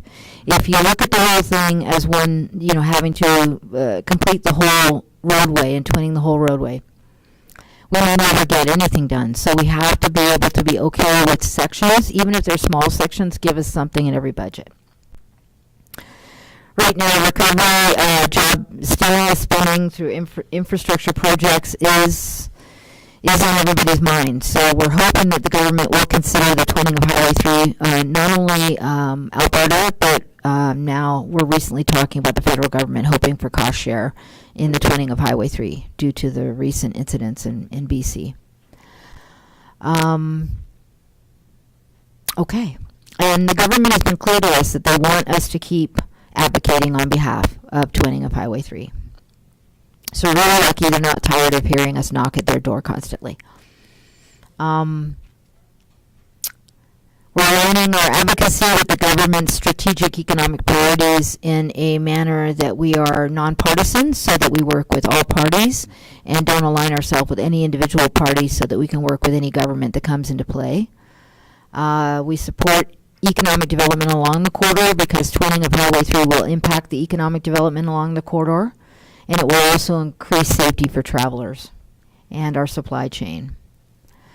I won't go through the entire list. I believe you were all presented with this package, so you can look at all of the good things that we have been able to do in 2 years. But really a lot of it was accomplished in the first year because we've had a little bit of downtime with COVID, unfortunately, the pandemic. Our new Department of Transportation Minister, Shahini. Rajan Sahini. Thank you. She is is really awesome with a background in economics, and she's been pretty excited about Highway 3 twinning. So we have her ear, and she wants us to complete a brand new economic impact study, which is one of the items that we're targeting for 2022, and we're hoping to do that. We were going to be doing that in conjunction with BC Highway 3 Coalition, so that not only do we have our individual impact studies, but we have one focus that is interprovincial that we can provide to the federal government. That may be on the sidelines now. We'll see what happens. What can we do? The big thing is, if you have businesses that are not members of Highway 3 and they care about getting it twinned, have them join. The more businesses we have join, membership is really inexpensive. It's either $10 a truck if you're a trucking company, or $250 a year for the businesses. That will help. If the more business members we get, it will reduce the cost or burden upon our municipalities to support the twinning, support the Highway 3 Twinning Development Association. Follow us on Facebook, sign the petition, have everybody else sign the petition who hasn't yet signed the petition. Eventually, when we get the petition big enough, we're bringing it to the Alberta government. We're going to use it as part of our advocacy. We're hoping to do that this summer. And that does it for me, and I'd like to turn it over to Bill, if we have a minute still. How are we doing for time? All right, well, thank you very much, Reeve and Council, and congratulations again. As I mentioned to Tori earlier, you know, we went to university taking the same degrees, so there's a few other things in common with regards to politics. And so I'm just grateful to be here with you folks today and to advocate on behalf of Highway 3, and I believe you'll be making a decision as to who you're going to be having on the board for Highway 3. Yeah, that's correct, Bill. Just I think so. In my first term on council, I was the representative to Highway 3. I did that for 1 term, or for 1 year. Sorry. Councillor Benson filled that role. He didn't return, and we're having an election next week. So we did leave this vacant for the time being to have you folks come in, have the opportunity to present to council, and then we will be addressing this at a future council meeting for sure. Thank you so much, Reeve, and again, thank you again to Lethbridge County for your ongoing support. I know it's been really important over the number of years, and of course, since I came on the board, it was really a volunteer-based driven organization or association. And maybe just an example, whoever was the chair of the board, their CAO would be oftentimes be the administrator, write up the minutes and such.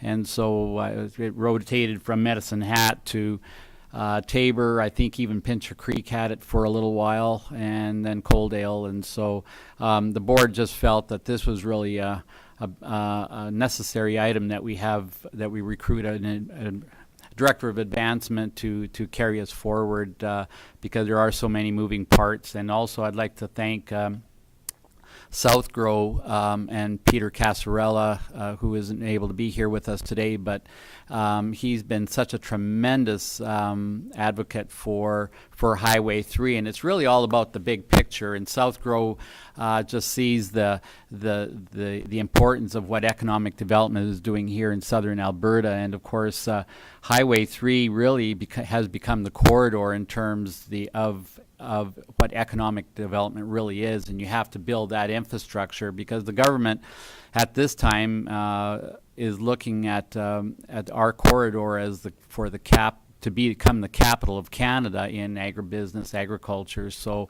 developing that infrastructure is really going to be key. And if we can be part of that, that'll be important as we move forward. We know the government's already invested over $1 billion in rural Alberta, which is really a precedent setting in the sense that we've never seen those kinds of dollars in rural Alberta in many, many years. And so this is really a clear indication that the government really has an appetite for development and for infrastructure. So we want to be on the forefront of that, and so we'd like to thank Victoria for being there. We were at AUMA, or now called Alberta Municipalities, and we are a non-for-profit member, a full non-for-profit member of AUMA, and we were just happy that Victoria could attend the conference with us to meet with various individuals, network with ministers and other members, councillors and mayors and reeves from across the around the province, but obviously for Southern Alberta and Highway 3. So it was really, really good that we could be there. And of course, Minister Sawney was also there a lot. So she really, as the Minister of Transportation, really is getting the pulse of Southern Alberta. She spent 10 days down here with our Southern Director, Darren Davidson, traveling all the way across the province from the Crow's Nest right through to the Medicine Hat area, met with the county of 40 Mile as well. And so, each of those counties and municipalities really had an opportunity to meet with her with regards to what's happening in their area, and we were just grateful that she could get down here, and she plans to come down again within the near future to start working on addressing some of these issues, including twinning Highway 3.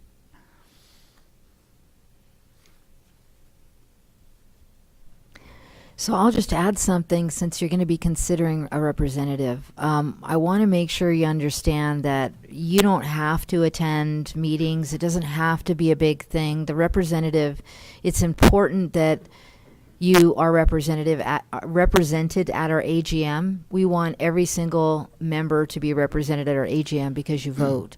But generally the member will get all of the packages. Like if there's a package like this, they'll receive all the minutes. That way they can read on their own leisure, report back. It is not necessary absolutely to have a counselor do it. We have some municipalities where they have we were saying earlier the director of community development or other representatives. As the member, you have a right to pick whoever you like to sit on as the representative. Right now, Lethbridge County is doesn't have a seat at the board because that name didn't come forward. But we'd be happy to see you consider doing that in the next year. And what that means is then you're committing to coming to every single board meeting and representing, when necessary, the association. Does that help? Thank you very much. Yeah, and maybe just to follow up on a couple of things that you both touched on. I know, as you said, Bill, in those those earlier years when it was a lot of elbow grease from the councillors and the representatives and the administrative staff, I commend you on taking that next step, that leap, and having a person fill that role, that more permanent basis, and that go-to contact. I think for a lot of the committees and a lot of the groups that we deal with, I think it's a big leap to take to go to that professionalization of that position and have someone in that spot. So I commend you on taking that leap. I do think it adds a level of credibility and just that continuity. So I commend you on that. And then as well, you mentioned the name several times, but I know when we were at RMA meeting with the regional director, spoke very highly of the work you're doing, and he said he would encourage any municipality or anyone who is even remotely interested in contributing and being a member. He definitely saw value in that as well, and did communicate that to us at RMA. So he's not just telling you that; he's telling everyone that. So I think it gives that staff just that that little bit of support to then take up the ladder. So I commend you for that as well. Any questions from council? Morris? Yeah, thank you, Mr. Chairman. The only thing I commend you guys as association doing all that work, and that's fantastic. I'm a little disappointed in the government down there. Every time you meet with them, they welcome you. They think it's a great idea or whatever. However, the problem I have with it, I think the province why don't they step up to the plate and they gonna say, we're gonna do it and we're gonna go ahead with it. I really appreciate the association, and they done some of the legwork already, but we as a province, we see how important this is, and we're gonna do it. I remember when they did Highway 4 all the way up to Coutts, all of a sudden it happened. And it was government driven, and this one should be too. And I'm a little disappointed in the government on that end of it. Like, it's pretty easy for them to say how great you guys are or whatever, you know, but in the meantime, I don't see them really saying, hey, we're gonna do it. Well, thank you very much for your point there, Councillor Zeenstra. I wanted to just mention that after the big announcement a year ago on July 1st of 2020, when Premier and government announced $150 million to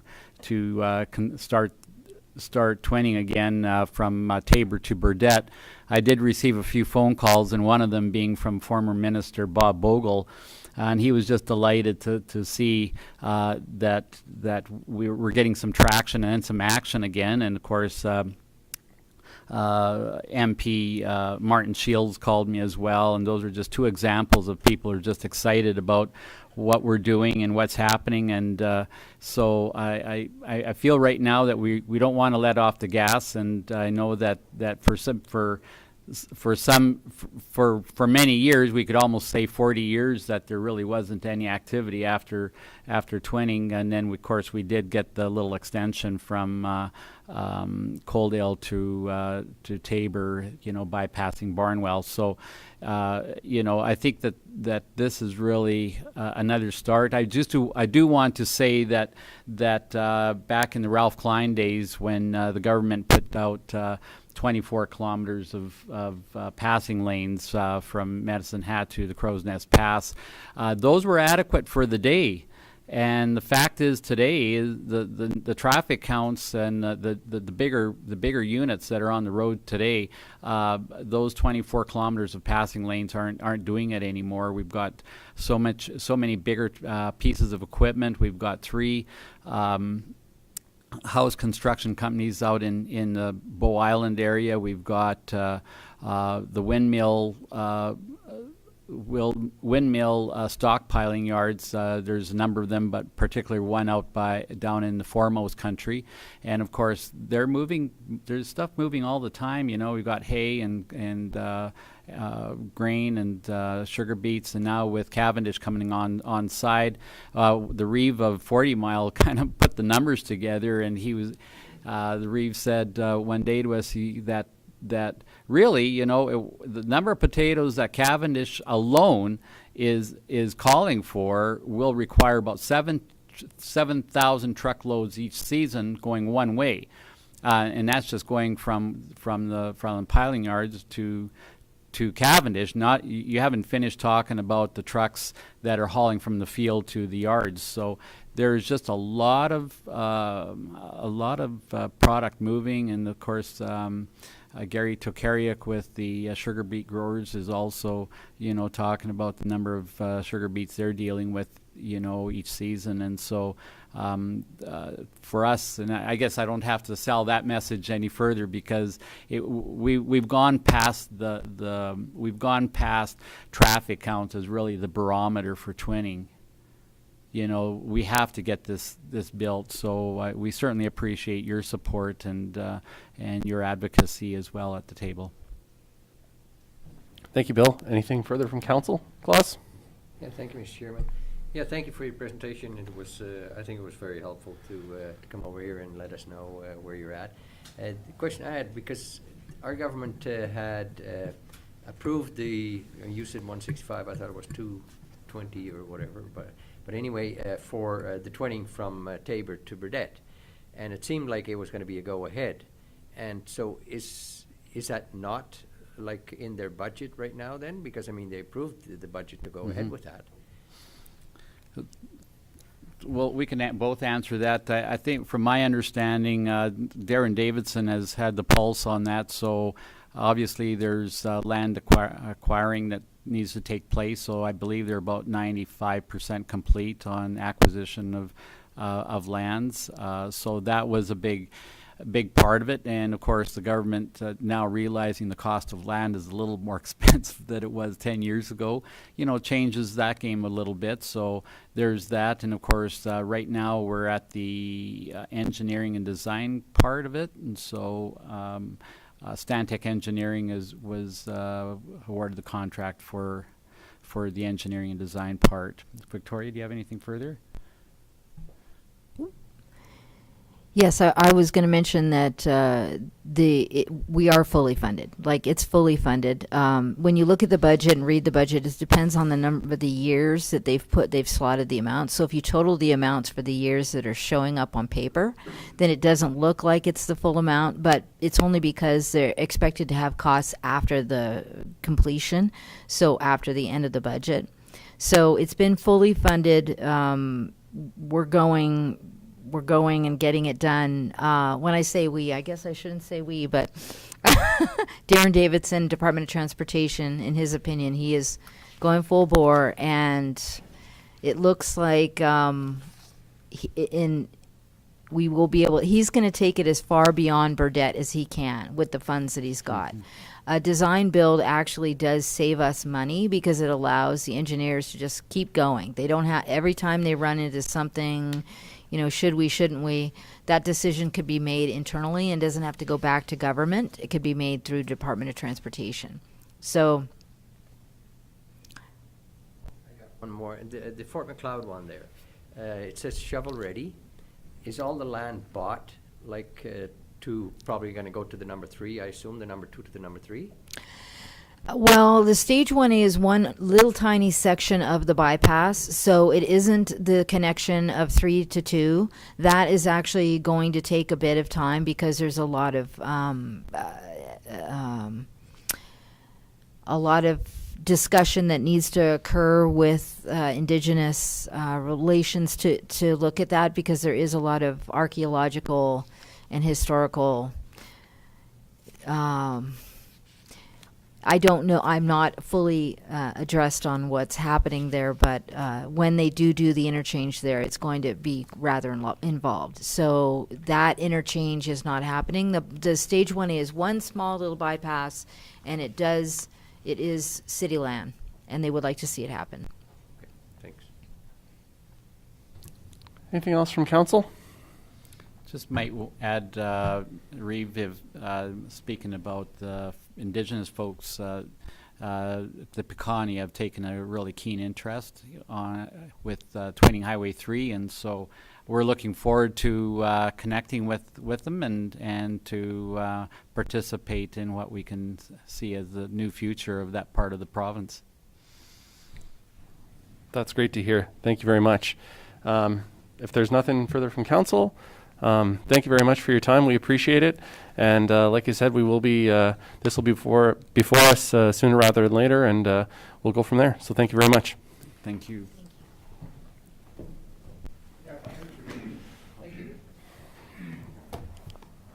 I would entertain a motion to accept this report for information. Morris? Any discussion? I'll call a question. Those in favor? Opposed? Carried. Thank you. Why don't we move to item F3.3 on the agenda, Bylaw 21-020, Schedule of Fees.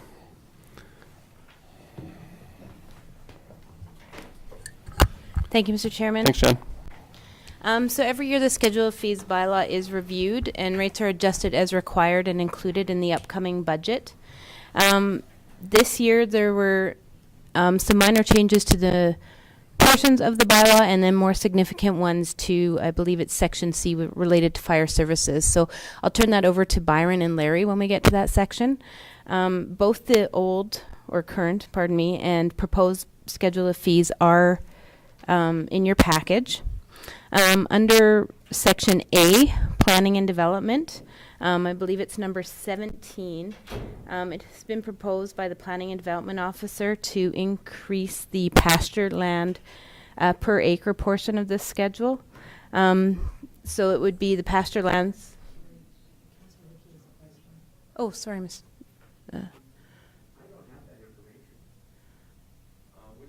sorry, which part, Lauren? So we're on F33. You,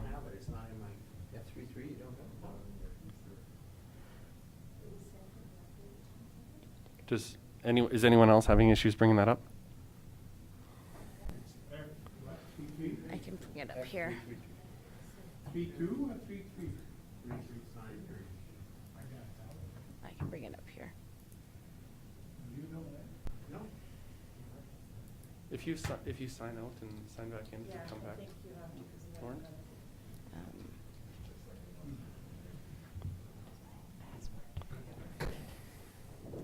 I think that was a late report, and that's why it didn't get sent out till Saturday. If not, Mr. Chairman, I can see if I can bring it up Yeah, here. if we could bring that up, we'll just see if Lauren can get it brought up here.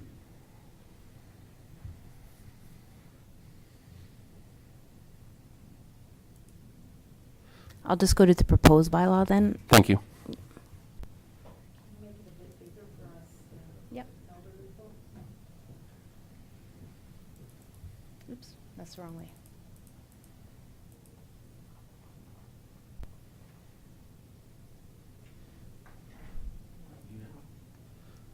You there? I can leave it up as well, so it's on the so screen. Jen did bring it up, and if you can just maybe go along with the portion you're speaking to, that'd be Sure. great. So this is Section A 17 with regards to the road allowance license of occupantation, which is a 5-year period. So there's an increase of, it is actually 50%, which is $15 per acre for pasture and $30 for cultivated. The Planning and Development Officer did provide some support for this increase. The proposed increase is, well, first of all, there hasn't been an increase to this portion of the schedule of fees for at least 10 years. These licenses are valid for up to a 5-year period as per the policy, and the fees can be reviewed annually to ensure they are current and up to date if council wishes. If you're looking at some rentals or straight land rentals, there's quite a wide range, up to, I think, $150 per acre for cash crop. So this is just some, a bit of an increase to bring us in line with more of what's out there. So, and she did do some research with regards to the cropland lease and rental rates that were published in 2019 by the province. So that's the first proposed change. The second proposed change is under Section B. B4, I believe. So this is an addition, actually. We didn't have this currently in the schedule of fees prior. And this is the reprinting of property assessment and tax notices and just adding a $5 charge. A couple of years ago, we did make several changes to this section of the schedule of fees based on a survey that was done in the area and shared, well, the county participated in, and then the information was shared at that time. And we believe we are still, in line with the area for everything else, but this de-reprinting of the property assessment notices was not included previously, and it is something that happens. People want an extra copy, their lawyers need a copy, etc. We have to purchase all of those tax notices, have them printed annually, and there's quite a charge that goes along with that. So this would just recoup some costs of the use of those papers. The largest section of the change falls under C, fire services. I will let, as I mentioned, Byron and Larry speak to most of this, and I'll be available for any questions as well. It looks very different from what you would see if you were looking at the old schedule. And a majority of these changes are in relation to the new fire agreements that were signed in 2021 with our urban neighbors. So I will leave it and turn it over to Larry and Byron. Lauren? Just a quick question, Jen. Yes. What's your definition of cash crop? That would be a question for Hillary.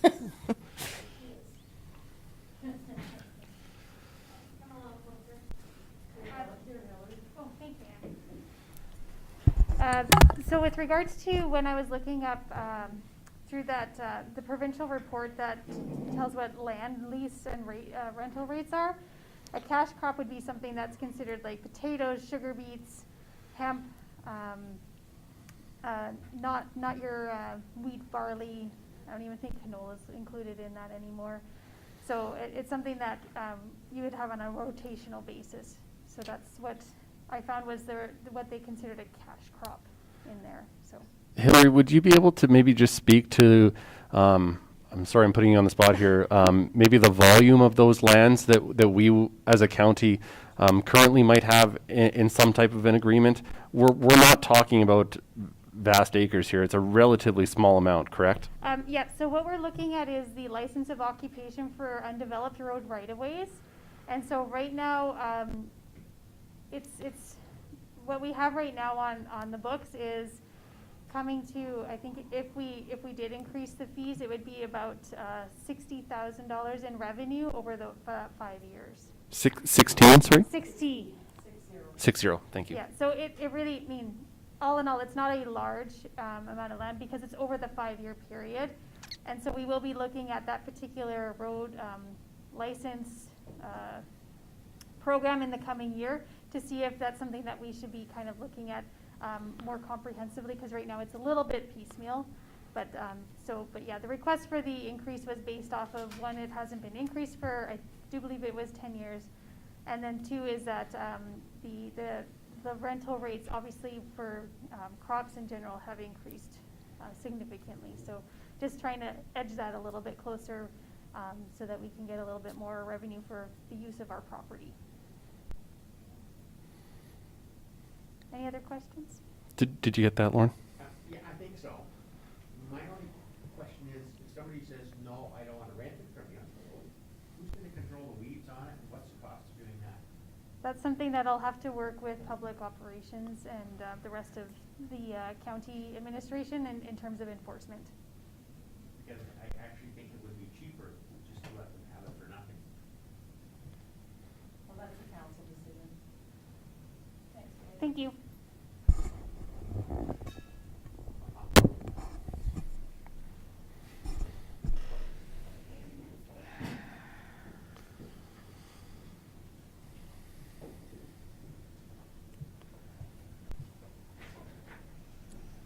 Larry? All right, so thank you.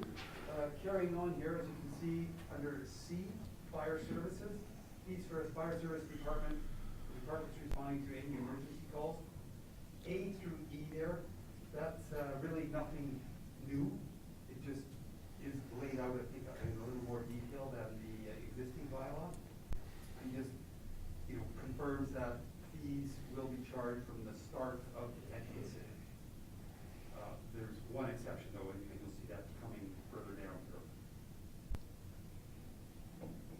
Right there, F at the top of the page there where I'm scrolling. Fees for calls to a residential or farm properties start from 60 minutes after initial calls for response, unless, of course, they're violating the county fire ban or restriction if one is in place at the time. They cease when the fire department has returned to service. What that and Byron can probably provide more detail on that, but what that is proposed or intended to do, Mr. Chairman, the council, is a lot of the calls, as I understand, to residences and farm properties are very short in duration. So, and I don't know what the percentage is, but it's a high percentage, 75% or something, maybe in that range. So if a truck goes out because there's been some sort of emergency call, they get there and there's a very small fire or a small incident, and they return in 45 minutes or less than an hour in any event, we're proposing there be no charge for that. Right now, they would be charged for that at the rate of the Alberta transportation rates, depending which vehicle went out to respond to that particular emergency. Looking at number 2 there, cause and or origin of the incident will determine essentially who receives the bill for the call, and in some cases it could be split or divided if warranted. Kind of covers, I think, the main categories of calls that are typically responded to in the county. The fee schedule per hour there, you can see they're meant to align with Alberta transportation rates, and again, Byron might have some of those in his head, but I think generally for larger units at least it's $630 an hour. The smaller ones might be a little bit less.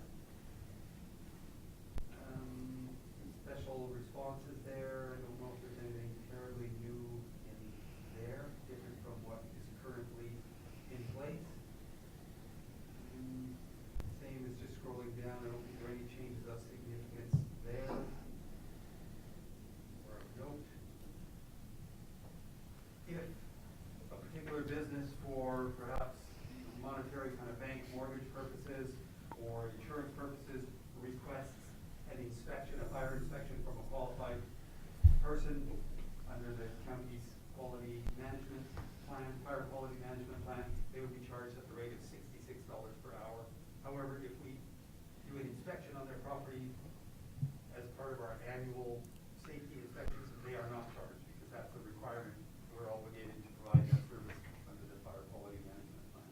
say $66 per hour?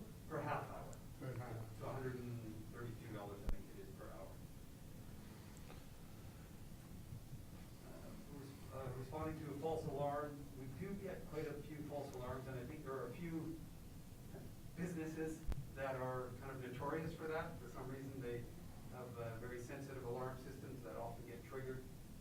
And as you can see there, we're proposing $360 for a second false alarm, and the same essentially, well, actually more than that potentially, for a third and subsequent false alarm in a given year.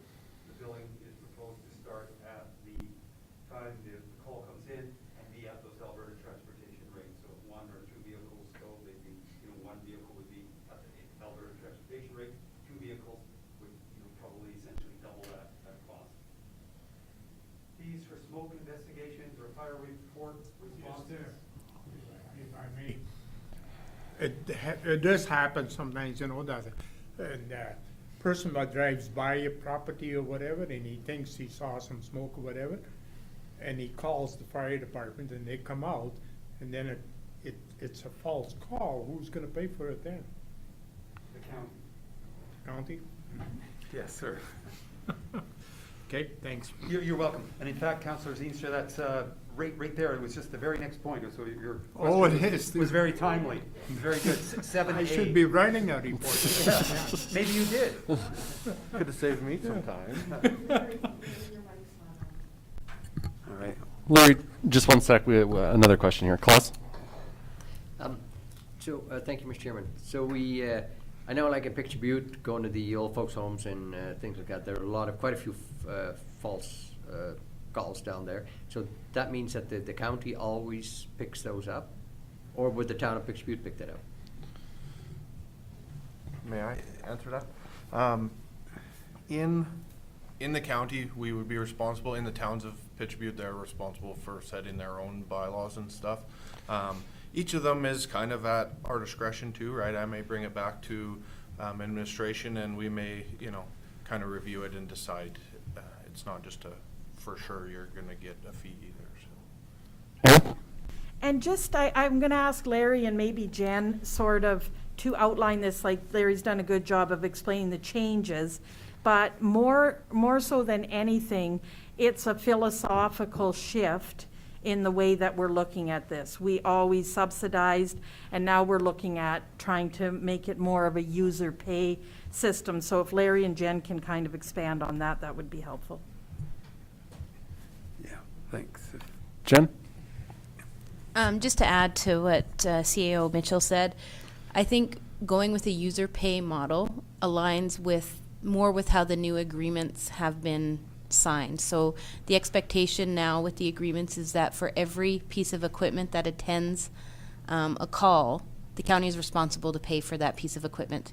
Having the fire services coordinator here, we've been able to sort of determine, if they sent 10 vehicles to a small fire and maybe only 2 were required there, that 60-minute kind of leeway that we're providing would give the fire services coordinator an opportunity to say, okay guys, 8 of you can go home. And that way we're only charging for the requirement.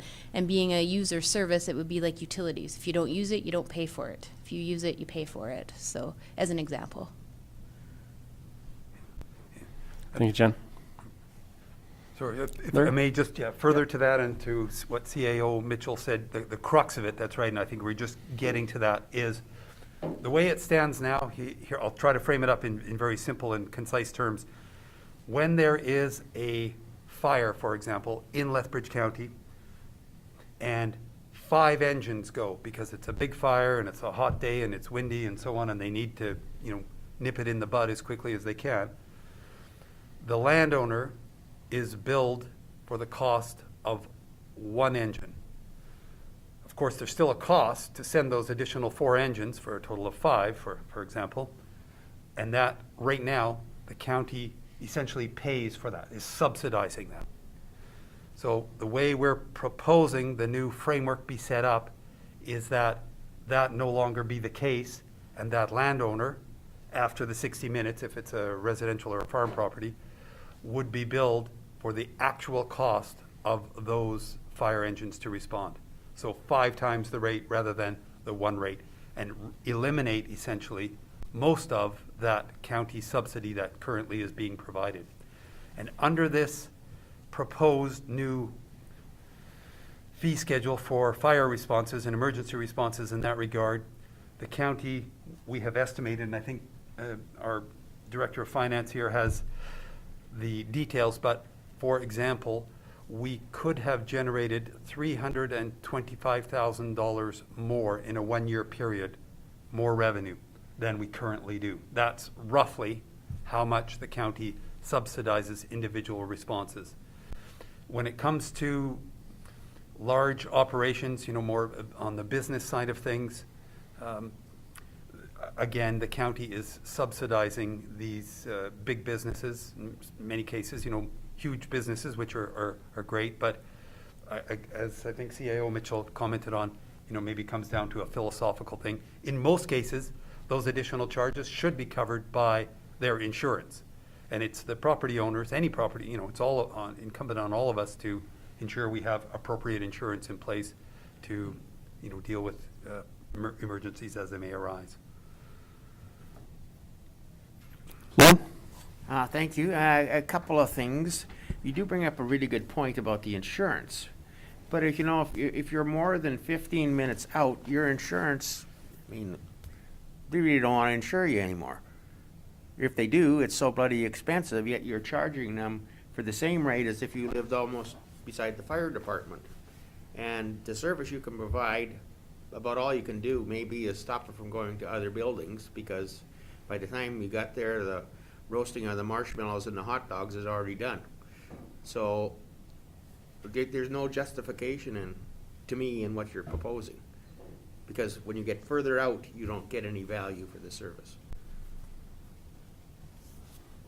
I guess maybe just to counter that, I guess we are paying a substantial amount as a municipality to our service providers to provide services. We then relay that to the taxpayer. The taxpayer covers that burden. But what we're talking about here is that there's inequity in the amount of service being provided, the amount being charged back. As Larry said, the word subsidy, we are then covering that subsidy for that individual landowner, in this case, hopefully their insurance, and we are relaying that back down to the taxpayer once again. So at the end of the day, the ratepayer is carrying all of this. I think all the proposed changes that are in front of us, in my eyes, are asking for is just to recover that cost, instead from all of the ratepayers, from that ratepayers, hopefully, like I say, insurance that is having this issue. So I guess that's just my perspective on it. John? Thank you, Mr. Chair. Yeah, I would concur with you on that. This is really a situation where if there isn't a bylaw in place that allows you to recover from or have a user pay system, we are, in a sense, then just basically saying we're not going to have any avenue to recover from the individual user or the person that has to deal with the services and the fire services, and regardless of how much they pay for insurance, it's a business decision on their own point to whether they want to carry insurance or don't carry insurance, and whether it's cost effective.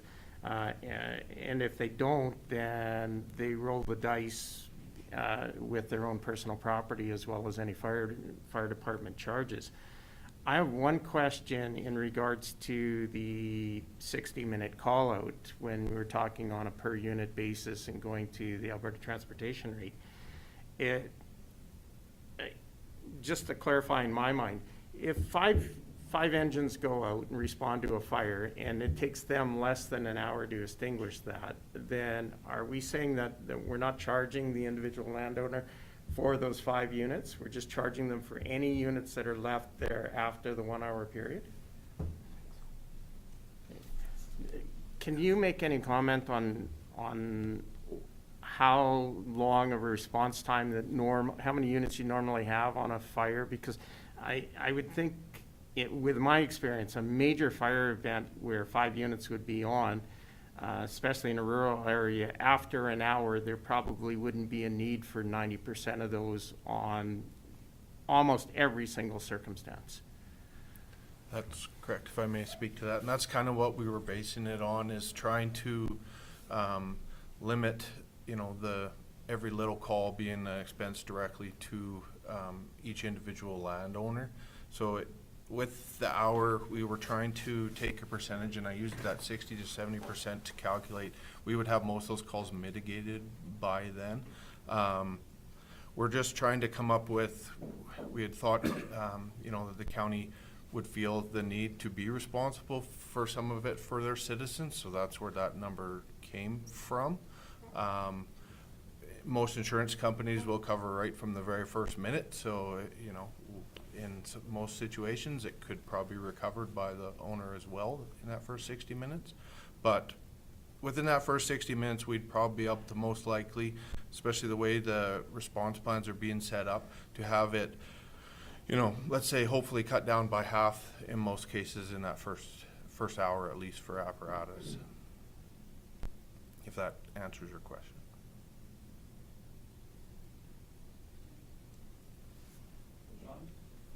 So just to follow up on that, if majority of the situations are resolved within a 60-minute period, how much of a deferment from the general ratepayers to the individual ratepayer are we talking about then on giving that hour grace period? It doesn't seem to me that that would be a significant amount to. And if there is another avenue where we're going to move to a user pay, why aren't we doing it on like a major fire event from minute one? That's something for you guys to decide. Maybe CEO Mitchell to answer to that as well. We'll go to Jen first, yeah. Just to add to that, when we were looking at this, part of it was because this is such a significant change in how the fees have been charged in the past. We thought kind of two ways of thinking. One being this might assist, I guess, the property owner in some sense by giving a little bit of relief, and again, give the fire services coordinator an opportunity to say, okay, should this last longer, we don't need everybody here, we don't need to charge that way, and they don't need in turn to be billing the county back, those fire departments. Secondly was, a lot of calls, they're charged on 15-minute increments, and it could take up to half an hour to get to one location. So for the minute they leave the hall, they're charged. So that travel time, we thought we would incorporate in as well as part of, I guess, a free or subsidized service.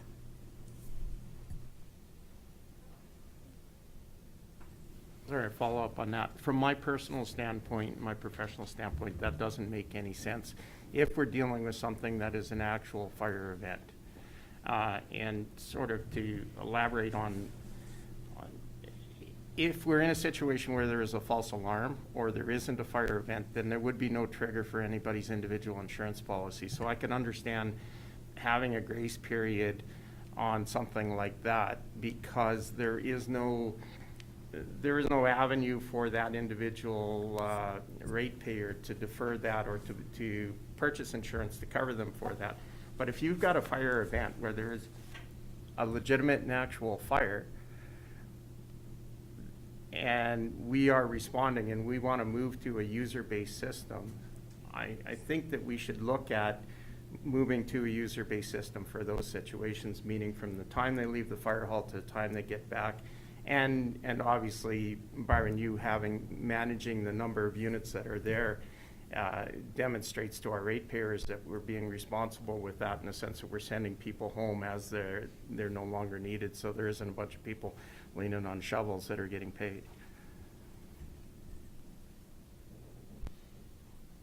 Yeah, it's like I said, we were just trying to, like Jen said, it's such a big shift from the old way, trying to give a little reprieve, but if council feels that it's not appropriate to give that hour, then I believe that's council's decision. I agree with the hour grace period. I think, like you say, it's a big shift. So I think it's fair to the residents or ratepayers, and it just gives them a signal that, we're aware of this and we're trying to adjust this and be fair. But yeah, I'm fine with it. I think that's a great compromise. Jen?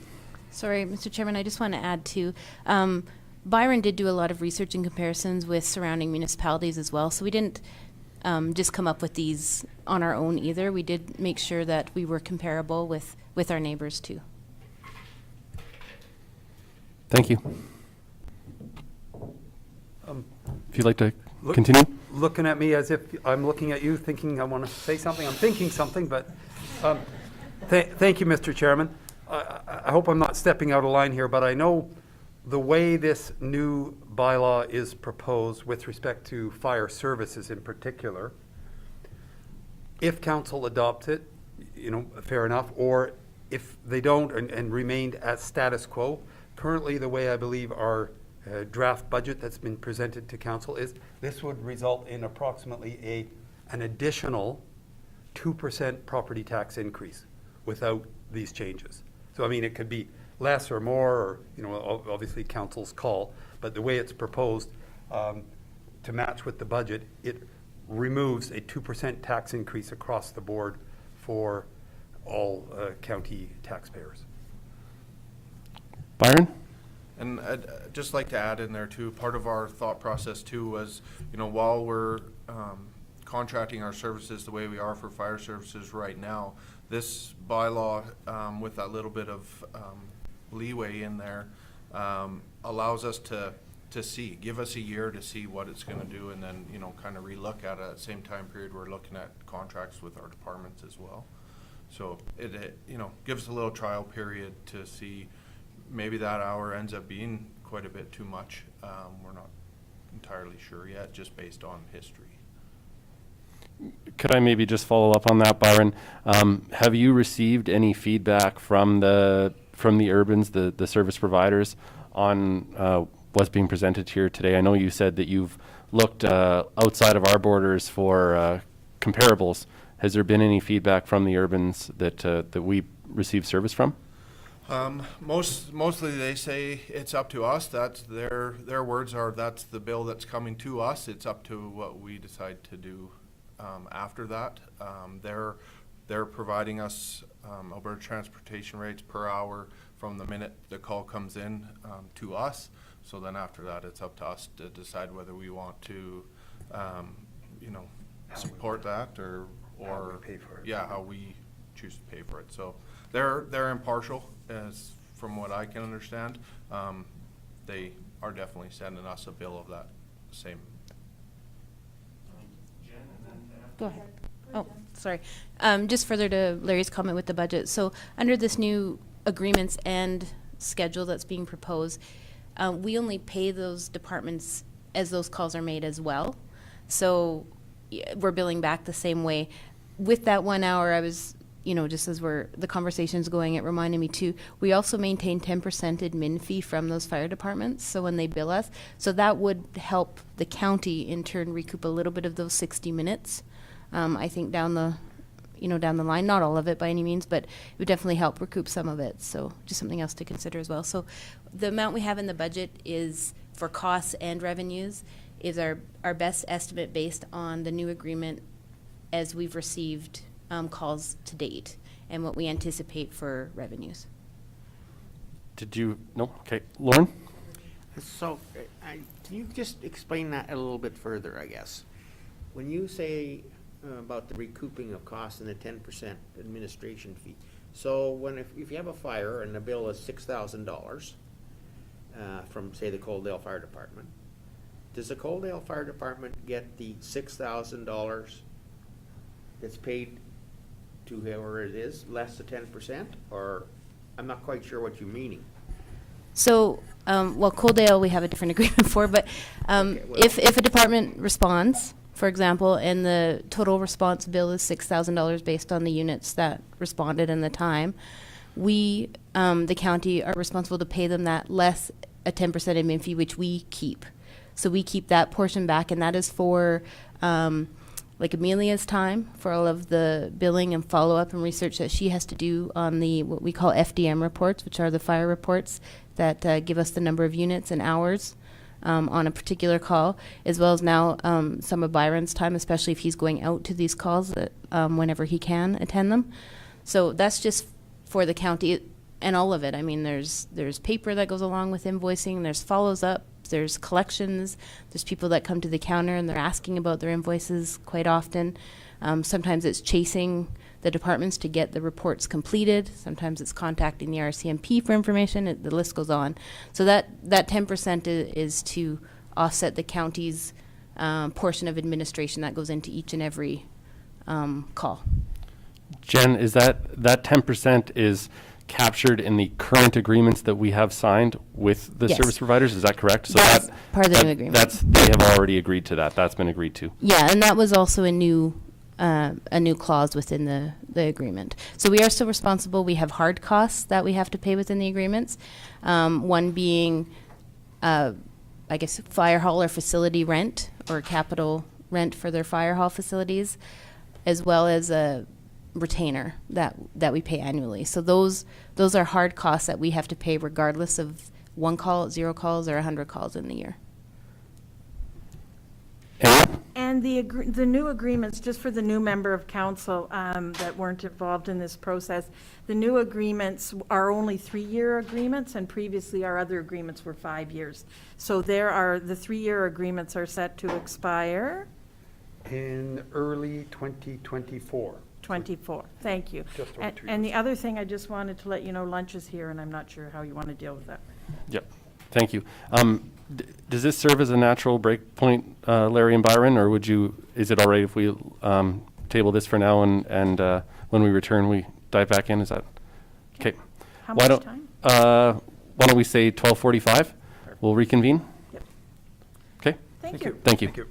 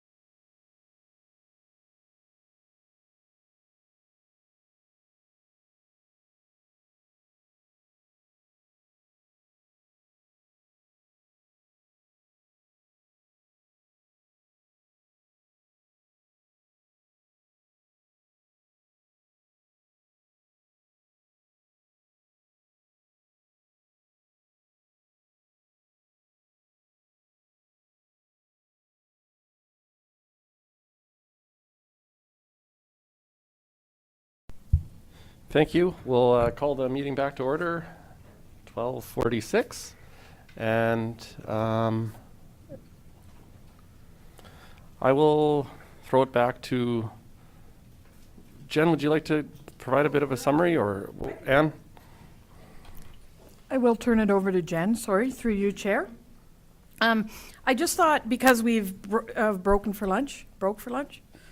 Larry's cringing over there, the proper grammar. Thank you.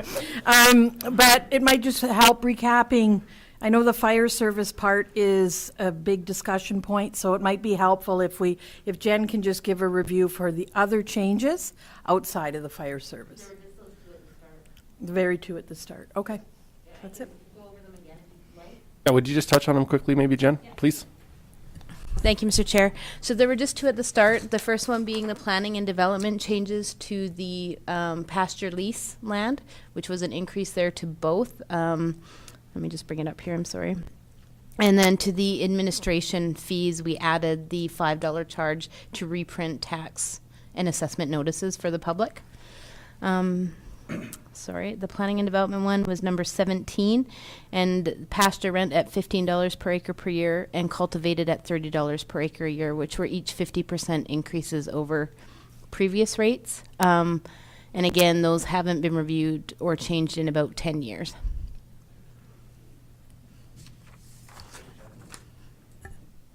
Close? On that, how did you get to that number of, just did a percentage higher, or to the $15 per acre?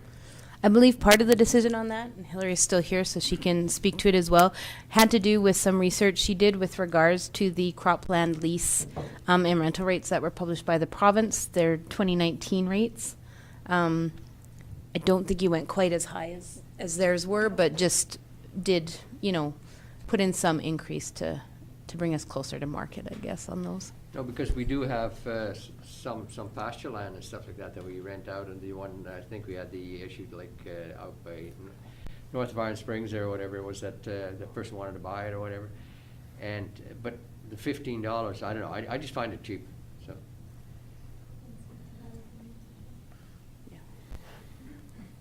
Any other, I guess just to reiterate what, and maybe emphasize what Ann said, obviously this is a rather large document with obviously a number of moving pieces. We obviously need a fees and bylaws, a schedule of fees moving forward. As Jen touched on, there's only a couple of changes in the original document, but obviously the addition and the changes that come with the fire services portion is a much larger piece. So just keep that in mind as we move forward. We have, as council, have the ability to obviously make adjustments and amendments as we see fit. So please remember, think holistically as the whole document, and then picking out maybe those individual pieces where you might have a concern. If you have a concern, keep a note, and we can go from there. Is there anything that council wanted to touch on before we continue on? One? Two things came to my mind. How come there's no fees associated with anything in the fire division when you got the fees for other things listed? Well, you've got fees you charge for, say, photocopying and things like that, but you have nothing under fire. As it all says, is as per Alberta transportation rate. Like, there's no rate. We can both speak to that. Jen and Byron both have your hands up. I'll let Jen speak to that first. Alberta Transportation sets those rates and have them available. We could and they look at them annually, although I don't believe they've made any changes to them for some time. So we could definitely change that and include the Alberta Transportation rates as an appendix to this. So that way, if they do change next year and we don't make any other changes to the fire services, we can just always update that appendix if it changes. But on average, Councillor Hickey, through the chair, it's about $630 per hour for the majority of that equipment, and I think the command unit is a bit less, about half or close to half that rate. So that's what we would be looking at for costs there, if that helps. But definitely that can be added quite easily if council decides. And the second point was, and I completely understand about charging and how that works, but I guess when I look at the overall picture, if you're saying, say, you don't charge for the first hour, as long as you live within a 10-minute or maybe even 15-minute radius of a fire hall, you're gonna get a lot of service for your money.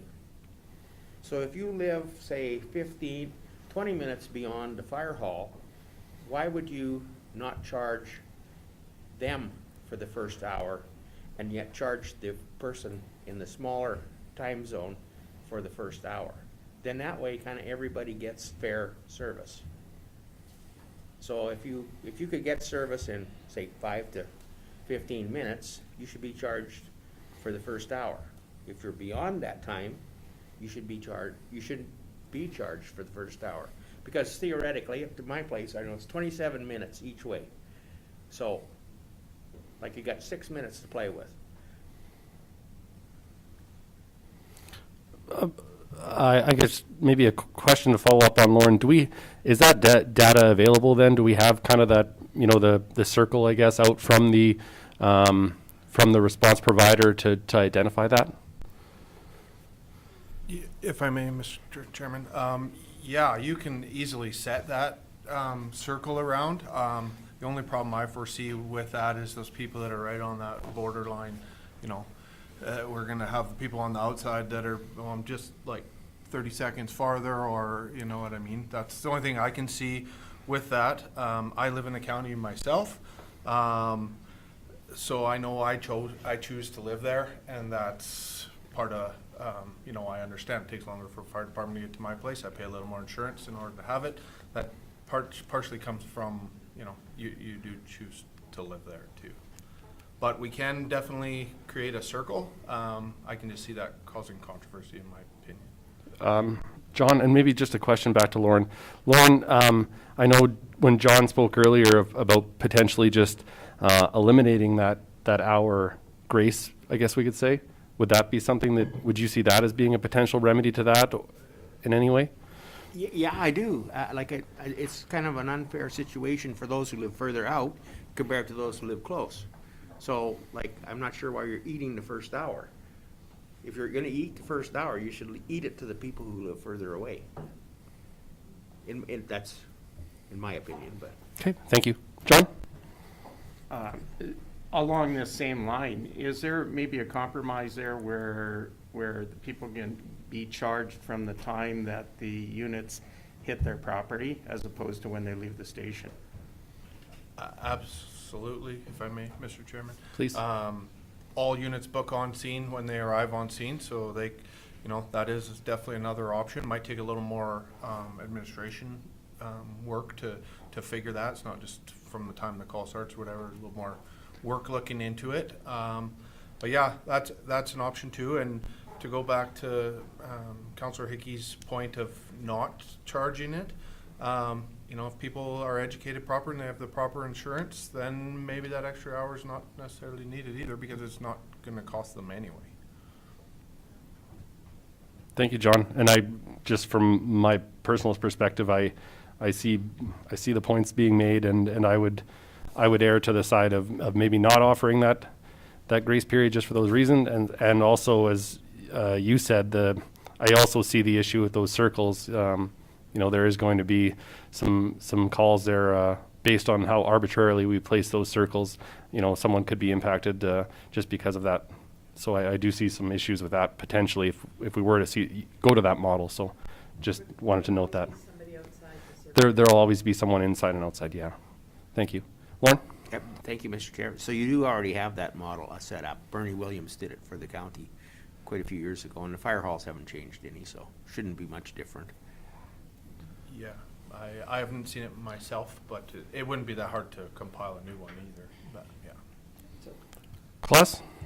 So are we leaning towards just charging the moment we're on the scene, that we start charging?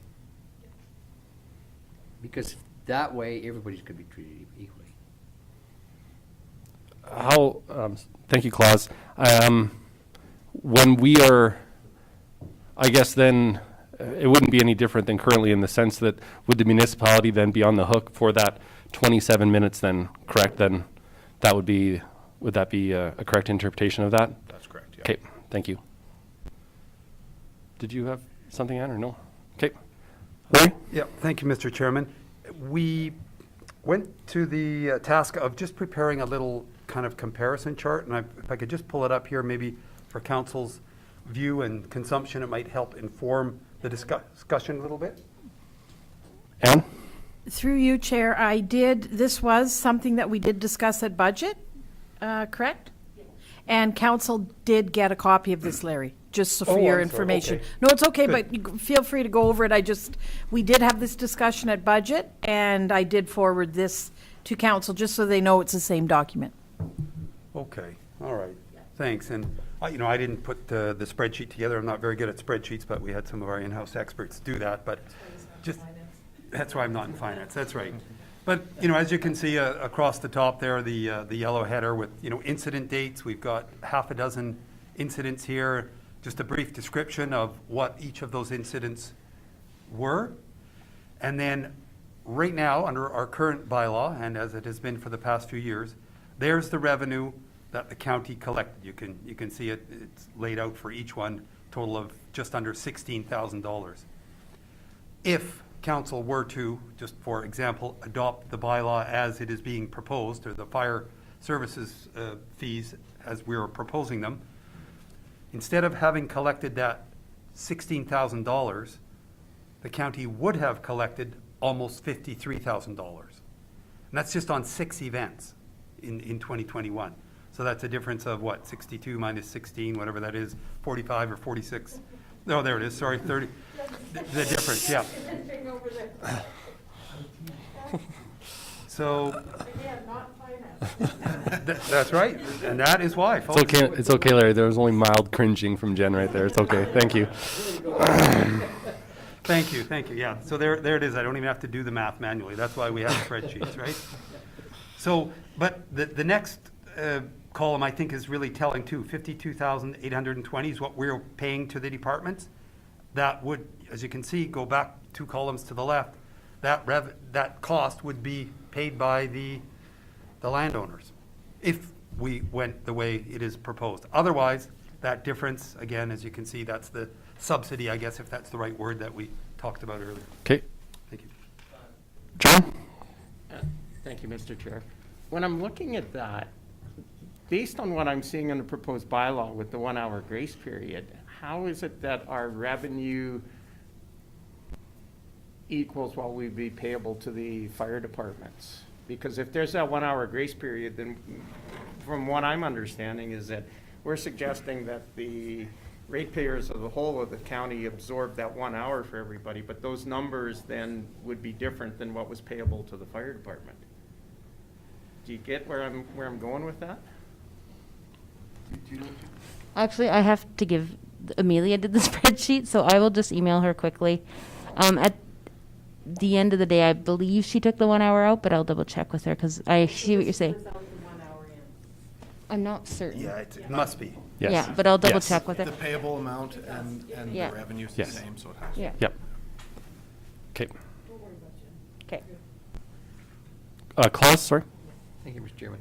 So, but if that grace period that we're talking about, so that's gonna be different time for everybody because if we just start billing the moment we're on the scene, I mean, then that whole grace period falls away, and we're gonna have to figure different. That grace period is probably gonna be a lot less in total then, because then everybody's not gonna get their hour. And that would be fair in the long run. It's not until we get there, yeah.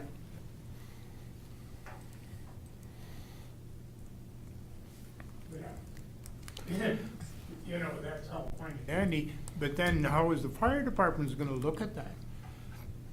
Are they gonna say, oh, that's great that you guys are gonna have a grace period down there, but we're not gonna call it a grace period. We still wanna get paid for when we leave. Yes, that was, Byron did speak to Yeah. that. They would still charge us from when they So, left. Yep. how much are we gonna be out there? No, but that would be on the county. Yeah. Yeah. So the figures that we have in front of us wouldn't reflect that. There would be less of a financial positive to the county in that sense, because we would be potentially eating then that period of travel time. Correct? Correct. Okay. John? Yeah, just to reiterate that, basically if we charge from the time that they're on scene, then the time from the fire station till they're on scene is really just absorbed by the ratepayers of the rest of the county as in order to make it fair for everybody that's getting fire service. You know, because people that are closer are going to end up having a shorter response time. The people that are farther out, they're going to have a longer response time. But the time that the fire department is actually on scene doing what they're supposed to do, which is put the fire out, would be billed to the user of the services.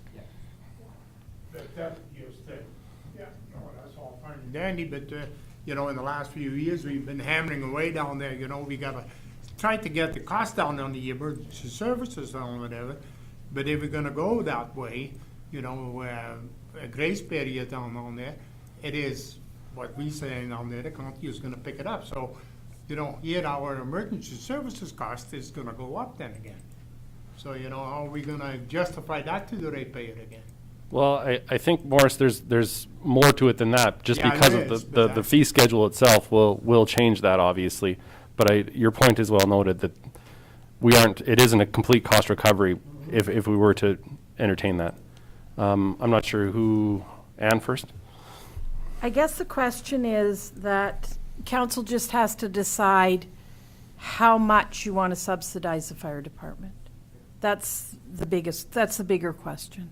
And then we can make anything work. But currently, right now, to answer Councillor Zeenstra's question, and I think Councillor Kurbis gave us a really good synopsis of the options, but Councillor Zeenstra, we have been subsidizing right now, so if we change it, and for example, whatever council wishes is what we'll do, but if we do that hour, I believe it'll be a lot less subsidized than it currently is. So I guess the bigger question is, how far does council want to subsidize the fire department? Yeah. And maybe just to that point, it was mentioned earlier at the table.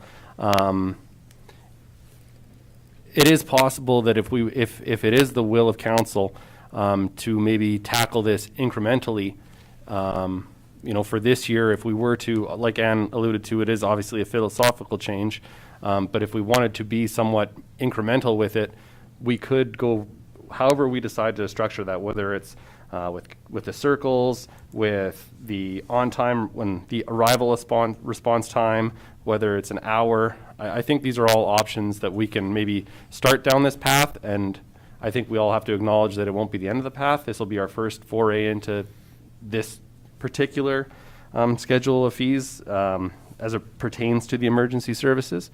So, you know, there doesn't have to be a finality to it. We do have that option moving forward, obviously, to reflect on this and see if we're happy. But I do think it is important we have this discussion and that we at least take that first step. Lauren? Thank you, Mr. Chair. So I'm listening to all this, and I think when you think about the circles, and you brought up a very good point, you know, if I live on this side of the circle, I'm going to get this, and if I live on that side, I'm going to get charged extra. So actually, the fairest way to do it for everybody is from the time the fire department arrives, and it's probably the simplest way. Because we all know when the fire department lays the hose out, what time they lay the hose out. It's just, I think it's the simplest way to do it. Yep. Sorry, we kind of got off the rails there a little bit, but is there anything further that administration wanted to speak to? Jen?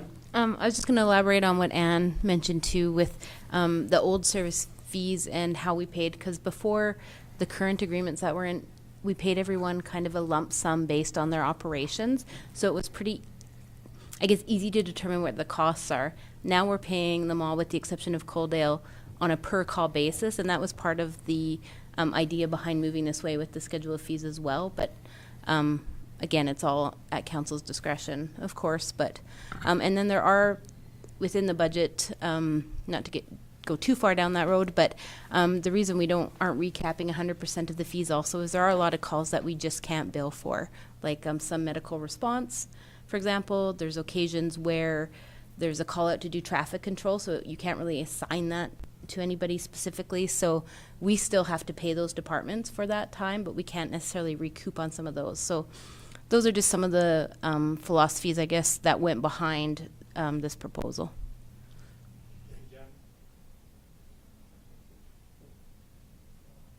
Anything further from council? I think, like I suggested before, I think maybe if we, take it in smaller bites. So I know the two items that I had noted that there had been comments from council on were surrounding the pasture and that cultivated portion. So maybe we can circle back to that. I know Lauren, you spoke to that. Would you like to address that once again? My only concern is that if they chose not to rent it and it gets to be a weed patch, who ultimately, we have to look after it. Like, we're probably no further ahead. I mean, it makes sense that they should look after the weeds because they're only gonna blow into their field. But you know how stubborn some people can be. So I'm just concerned about the cost of, I'm not gonna do it. And Jen, would you be able just to, sorry, did you have something, ma'am? I did, but if you want to. No, it was going to be a math question, so you go ahead. Okay. I think the question is, to your point, Councillor Hickey, do we then just leave our fees so low so that people will continue to take care of those, or give it to them for no value? Or do we try and keep our fees in with market? Because my suspicion, and anecdotally, they'll want to farm those areas, correct, Hillary? Is that your, yes. So I think we have a choice. We can keep the fees non-existent or very low or non-existent, no fees, because it will fall back on us as the county. But I don't think we should be looking at fees in regard to, we'd have to look after that property regardless, is my point, right? So if we keep the fees low or have no fees, then we're not really recouping any benefit. So I guess it's 6 of one, half a dozen of the other. Klaus? Thank you, Mr. Chair. So wouldn't we be better off trying to sell those properties that we have? Because then we're out of that business? Yeah. And we do when we can. I'll go Lauren and then to Hillary, please. But I guess the ones I was most concerned about were the road allowances. Yeah. Not the other properties. Yeah. And, Yeah. I mean, the rent will be minimal to anybody anyways, so. Whoa, jeez. That's okay. Just a county computer. So just speaking to the road allowances specifically, so a lot of the road allowances right now that we're actually leasing or licensing out are have been closed and leased by bylaw. So somebody's actually taken the time at some point in time, whether it was in 1972 or 80 or whatever. So lots of the ones that we're doing now have been, people have applied to actually use our right-of-ways, so they've historically been paying. Some of them, there's been some land ownership changes, and we've had some non-compliance on payments. So we're working with Jen and the finance team to do some invoicing instead of kind of a pay when you want to pay scenario. With regards to roads that we don't want anymore, we definitely encourage people to come forward to purchase those road right-of-ways. But a lot of times we want to keep those road networks intact because they potentially could be developable in the future. Say somebody could buy that quarter section, build a house on there, they need a road to get to their new house. So we like to keep a lot of the grid intact, but we do encourage people where it doesn't make sense to have a road anymore, or where like it's a coulee property where maybe they just want to graze it, that they can come forward and close them. And we've been working, people are more, they can come and talk to me whenever they want to about that particular process. With regards to looking at enforcement, if somebody doesn't want to pay, they have the option to come and tell me why don't, like, do they not use it anymore? Has it been fenced off on both sides? But if they're clearly cultivating it and growing a crop on it, they're making revenue off of those lands too, right? It's not like they're not using them for their benefit. So that's kind of, I guess, the logic behind the road licensing policy that we have in the county that we've had for the last, I don't know, long time. So that's, you know, but it is always will be a challenge. Some people will just decide maybe they don't want to pay, but we want to follow up with them.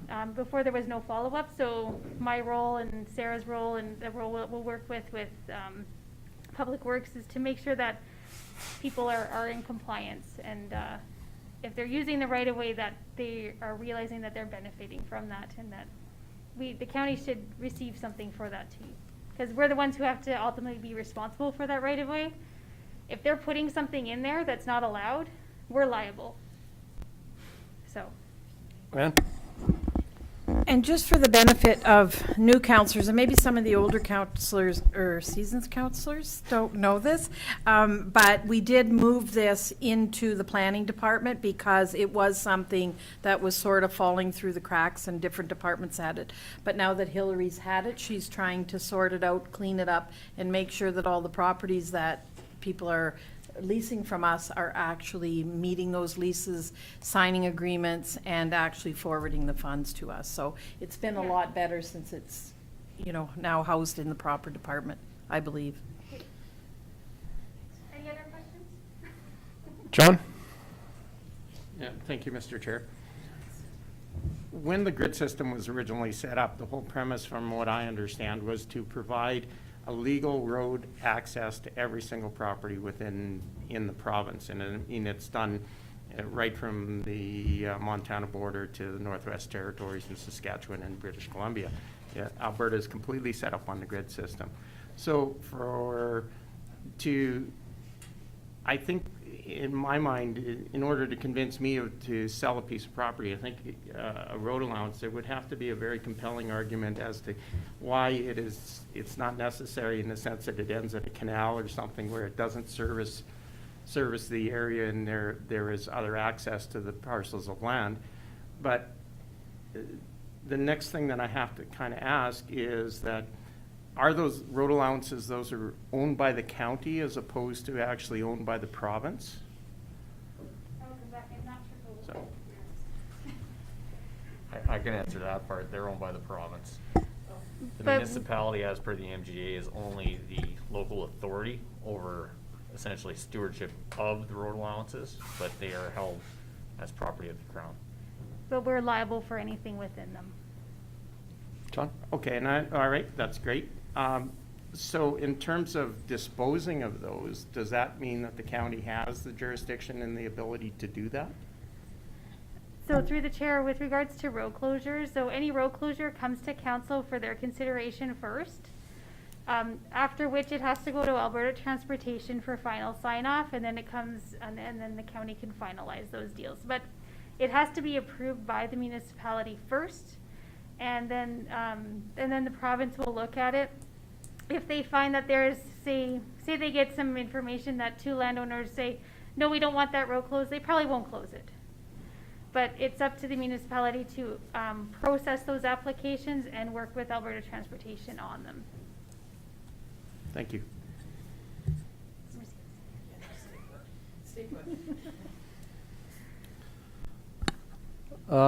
Okay. So I guess just, I'd still look to council, I guess, for some direction then on that. I don't know if we've really landed on a firm, I know Lauren has made his comments. Anything further from council on those two, on that one? And then I know, Claus, you also commented on the pasture rent as well. Any further on those numbers, I guess, as far as they appear in the schedule of fees? Lauren, would you then be in favor of just keeping the fees as they are then? As I think for the most part we can agree the system is working. Is that something that you would support then? I have no objections to increase the price. And my concern is if somebody says to you, we don't want to do it anymore, it costs us a lot of money to look after it. That's the only point I wanted to make. But, I mean, there's a tremendous amount of road allowances out there that we don't have leases on, and people are farming anyway. Mm-hmm. We have, and we have some people out by the airport, I won't mention any names, who had leases for a couple of years and decided not to renew them and are still farming them. And that's what we're trying to Yeah. it's gonna be an onerous task, but we're up. So, but I have no objection, because the rent is cheap even at your new increased rate. Okay. Okay, if there's nothing further on those aspects, then I guess I would circle back to the point where if we're going into the fire services, I think we've gone around the table on that, but I think there was some agreement on the point where we would start charging would be at the arrival on the scene. Is that seem to be a consensus at the table as well? Okay, then I would look to council for anything further or how you would like to proceed then. Or Larry first. Oh, thanks. Just one question. If you can just see, I've highlighted on the screen there, fees for calls to residential/farm properties would then start at the time the first apparatus arrives on scene. Is there any further direction on, when they leave, does it stop? Or is the trip back to the hall included as part of the charge? Because the way it's written now, that travel time would be considered part of the charge if council doesn't wish to change that as well. Thank you for pointing that out, Larry. I'll go to Claus and then to John, please. My understanding was that, we would go to collecting the fees the moment we're at the property where the fire is, then going back to the hall would be also free. Because if you're gonna do it one way, you gotta do it the other way, and otherwise it's still not fair for the people that live far away. John? Thank you, Mr. Chair. Could we get some clarification on what return to service actually means? If I may, through the chair. Sorry, Byron, yes. That's what I was actually trying to point on too, because yes, return to service doesn't just mean we're done at the call going back in. Sometimes there's an hour or two of cleanup before those units register back in service. So that if we were to have them go all the way back till in service, then we could recoup that also. Otherwise, we could be paying a couple hours after the call's over to that department to get back in service. And I know, Ann, you were commenting there just on maybe the administration of that, possibly? Yes, and I do think, and you two can jump in, Larry or Byron, but I think that I understand where your comment is, Councillor Van der Veen, but trying to administratively handle the travel time back to the hall would be really challenging. Like, it would be manageable, yes, but it would be very challenging. I think ideally, if we start the call when we get on scene and then the call goes, is more manageable than stopping it and then the travel time and then starting again to the back to the hall and the end of service. Yeah, and maybe just acknowledging what Byron touched on there. It's not that the call isn't over once they've left the scene. I think maybe just bear that in mind too. Lauren? Yeah, and I just wanted to follow up. Thank you, Mr. Chair. That's what you mean, like when they get back, say in the wintertime, and they have to deal with all the frozen hoses and all that kind of stuff, that's part of the call-out charge, right? Yes. Okay. Thank you. Sorry. No, go ahead, Byron. Sorry if I may, Mr. Speaker. Yes, exactly. And it depends on weather, on everything, how long that takes, right? But they will be billing us until they're back in service, so. Thank you for that, Byron. John? Thank you, Mr. Chair. This is an imperfect system, but I think if you get to the point of charging them from the time that they arrive on scene to the time that they're returned to service, and leaving it open to the fact that you return to service means when they're ready and able to respond to another event, should that happen, is a reasonable compromise. And I think that's something that is a very easy situation to explain to the ratepayers and a lot more easy to quantify, and recognizing that there is a small portion of travel, so the person that is maybe another 25 minutes farther out is going to have a little bit more time associated with that. It balances it out as fair as you can do without getting into a logistical nightmare. Thank you, John. Anything further from, sorry, did you have? No, Sorry, Jen. Anything further from council? How would you like to proceed?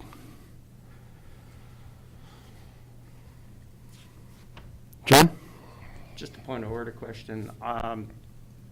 Are we able to send this back for revisions, or like if we approve this the way that it was written, it would suggest that our conversations here would not be included in this? So. Yeah, I think what I would, sorry.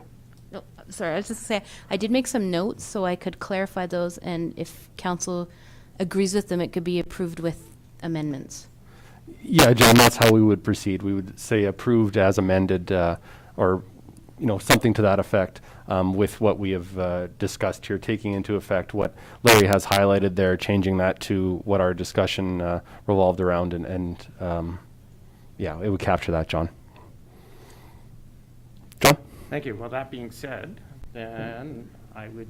Sorry, Jen. Sorry, just before the motion's made, can I just make sure that these notes are accurate? Please. And this is what council wants Do before? you want us to? Would you like some time on that? No, I've got them here. Okay. So. If you want to go, Jen, then you go ahead, please. Okay, so as far as the schedule of fees bylaw changes that were presented, the admin fee addition of the $5 for the tax notice reprints is okay. The planning department increased rates for those lands is okay, from what I understand from that discussion. For fire services, 1F will be amended so that the charges will start once the fire department arrives on scene. And we'll take out the 60 minutes. We'll continue the AT rates per hour, and we'll include an appendix of the AT rates as part of the bylaw. Those are the notes I had. Okay. Thank you, Jen. John? Okay. I'd like to move that the bylaw 21-020 schedule fees to be effective as of January 1st, 2022, as amendment, or as noted in the amendments we discussed, be read for the first time. Okay. Good. Okay. Any discussion? Seeing none, I'll call the question. Those in favor? Those opposed? Carried. If you'd like to continue on, we could continue. Leave that at your discretion. Sorry. Claus? So I'll do John's rant there, and then we'll do the second reading of that one. Okay, so that move 21-020 schedule of fees effective January 21st to be read as amended, to be read a second time. Any discussion? I'll call the question. Those in favor? Those opposed? Carried. And consider third. One. Okay, to consider third reading. Those in favor? Opposed? Carried. And third reading. Mark? Thank you, Mr. Chair. I move that bylaw 21-020 schedule of fees be effective as of January 1st, 2022, be read a third time as amended. Thank you, Mark. Any discussion? Call the question. Those in favor? Opposed? Carried. Thank you, everyone. That was a very large item, so thank you for your patience, and thank you for council for working through that. Thank you. Thank you, guys.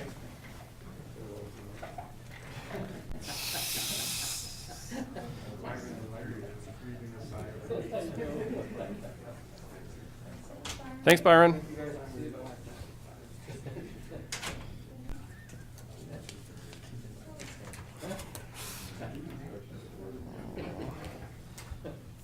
We'll move down to administration, F4. F4.1, 2022 Strategic Planning Retreat. Anne? Good afternoon. That was a good discussion. Now we're here. I'm just going to get my report up. You don't know what's good about it? Cheerful. We know that with the new council, strategic planning to set the vision for the next 4-year term is extremely important. The council has variously done check-in retreats yearly, has gone away for strategic planning, has stayed in the city. We did a little report and we did some background exploration. My thought is, and recommendation to council, is that this is a very important strategic planning process now. Once the new person is elected for Division 5, which will happen on Monday. And we want to set strategic planning for early in the new year so this council can work together on their collective vision. And we thought it was prudent to go away and to have our strategic planning session so that we can all be in one location with council, the senior management team.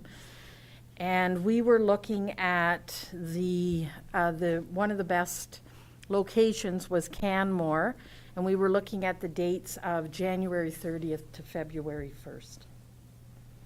And I'm sure you've all read the report, so I won't go through it in detail.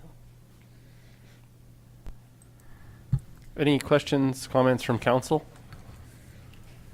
I know during my first term on council, we did go away, as Ann said. We did do our strat planning in Canmore the first year that I was on council, and I thought it was a good process. But as with any other process, it's important to have the right facilitator and have everyone buy in. And we did also. Having gone through that experience, I was quite vocal in the fact that I thought we didn't need to travel. I thought we could do it in the city, and I'm fully willing to admit that I probably was on the wrong side on that one. I think there is a value to on the team building side of things, getting to know each other, spend that time together, not be able to get away to do those other things. So I just want to be on the record as saying that as someone who spoke out pretty vocally about the cost and the implications that came with that, I do see the value in that. So just my personal perspective, handling it both ways. Klaus? Well, I kind of, I'm happy that you're looking at it in a different way because, yeah, like you said, you were vocal with not going anywhere. My experience has been, and I think of some other councillors here too, that in my former boards that I was on, we always went away for a planning session, and we did feel that we had a better, camaraderie amongst each other, and some better discussions, and nobody walking away from it or for some kind of excuse that he had to be home. And the extra cost, I know it's quite a bit more, but I think that with that all said, I think that we will have a more productive session with going to Canmore. John? Thank you, Mr. Chair. Obviously, this being my first term in council, I can't speak to what's happened in the past with councils in terms of strategic planning, but I can tell you that my past business experience, I've been involved with a number of strategic planning situations, and I think that it is really important when you're doing that to have it in a central location where you're singularly focused, where you don't have the distraction or the I got to take the kids to hockey or even just heading home and sitting putting your feet up, but having the ability to focus specifically on the task at hand and having that in an isolated location where we're all together, I see the value and merit in that. Thank you, John. Anything further from council? Klaus? If there's nothing further from council, I'll move that. Oh, sorry, Lauren. Oh, that's fine. Sorry. Sorry, wave at me if I'm not paying attention. That's Sorry. okay. My only dilemma is I wouldn't be able to make those dates.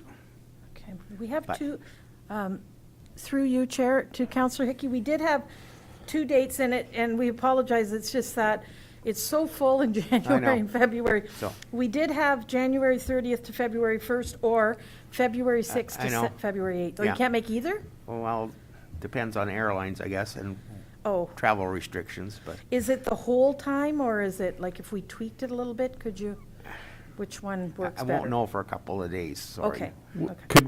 Could we just maybe proceed with the retreat and maybe circle back to the dates? Work with the dates, yep, Yeah. absolutely. Because I think it is important that we're all Yes, and we will need to book sooner rather than. right. later. Absolutely. Klaus? Okay, then I'll change my motion a little bit. So I'll move that the 2022 strategic planning retreat be held in Canmore at the Grand Rockies Resort at the time that we will be deciding on in the next couple of days. Candace?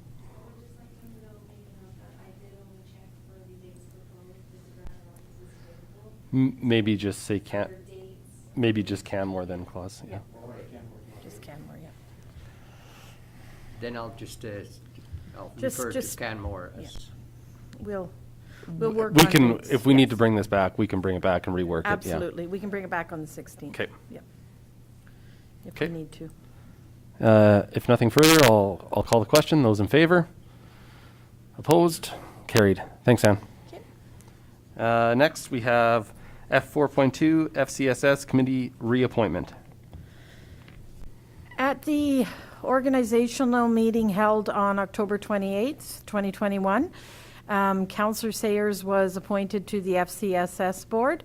Due to conflicts in his schedule with another board that he sits on, he is asked to be relieved of that, and Councillor Hickey has agreed to sit in his place, and we wanted to make sure we had a formal resolution. Thank you. Thanks, Mark, for bringing that forward, and thank you, Lauren, for stepping up. Anything further from council? Seeing none, I'd entertain that motion. John? I'd like to make a motion that Councillor Lauren Hickey be appointed as Lethbridge County Representative for FCSS. Thanks, John. Call the question. Those in favor? Opposed? Carried. Thanks, Ann.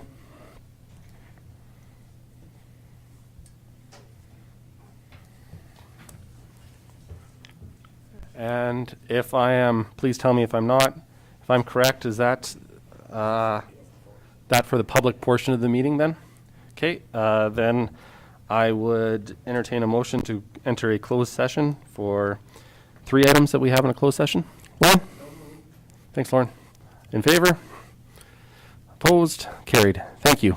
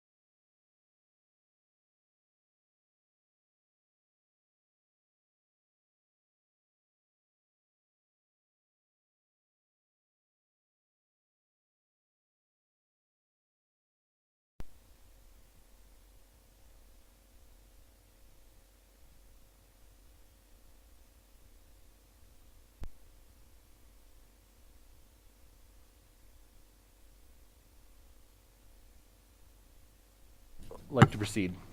Mark? I'd move that the county council approve the sale of the public utility lot and direct county administration to negotiate the sale to the adjacent landowners. Thank you, Mark. Any discussion? Seeing none, I'll call the question. Those in favor? Opposed? Carried. Moving down, item 2, 2022 Bank of Montreal Calgary Stampede Farm Family Awards Program. Claus? I'll move that the council nominates nominates Van and Elson for the award and the qualification, for the award of the Calgary Stampede. There we go. Thank you, Claus. A little shaky, but we got there.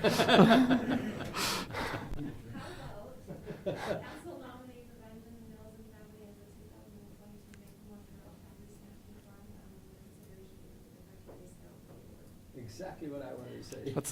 That's what Claus said. You didn't get that, Candace? Okay. Any discussion? Seeing none, I'll call the question. Those in favor? Opposed? And the item 3, county-city collaboration. Morrisville Direct Administration. Please. I'll call the question. Those in favor? Opposed? Carried? And seeing nothing else, I would entertain. Thank you, Morris. A motion to adjourn. All those in favor? Opposed? Carried. Thank you very much, everyone.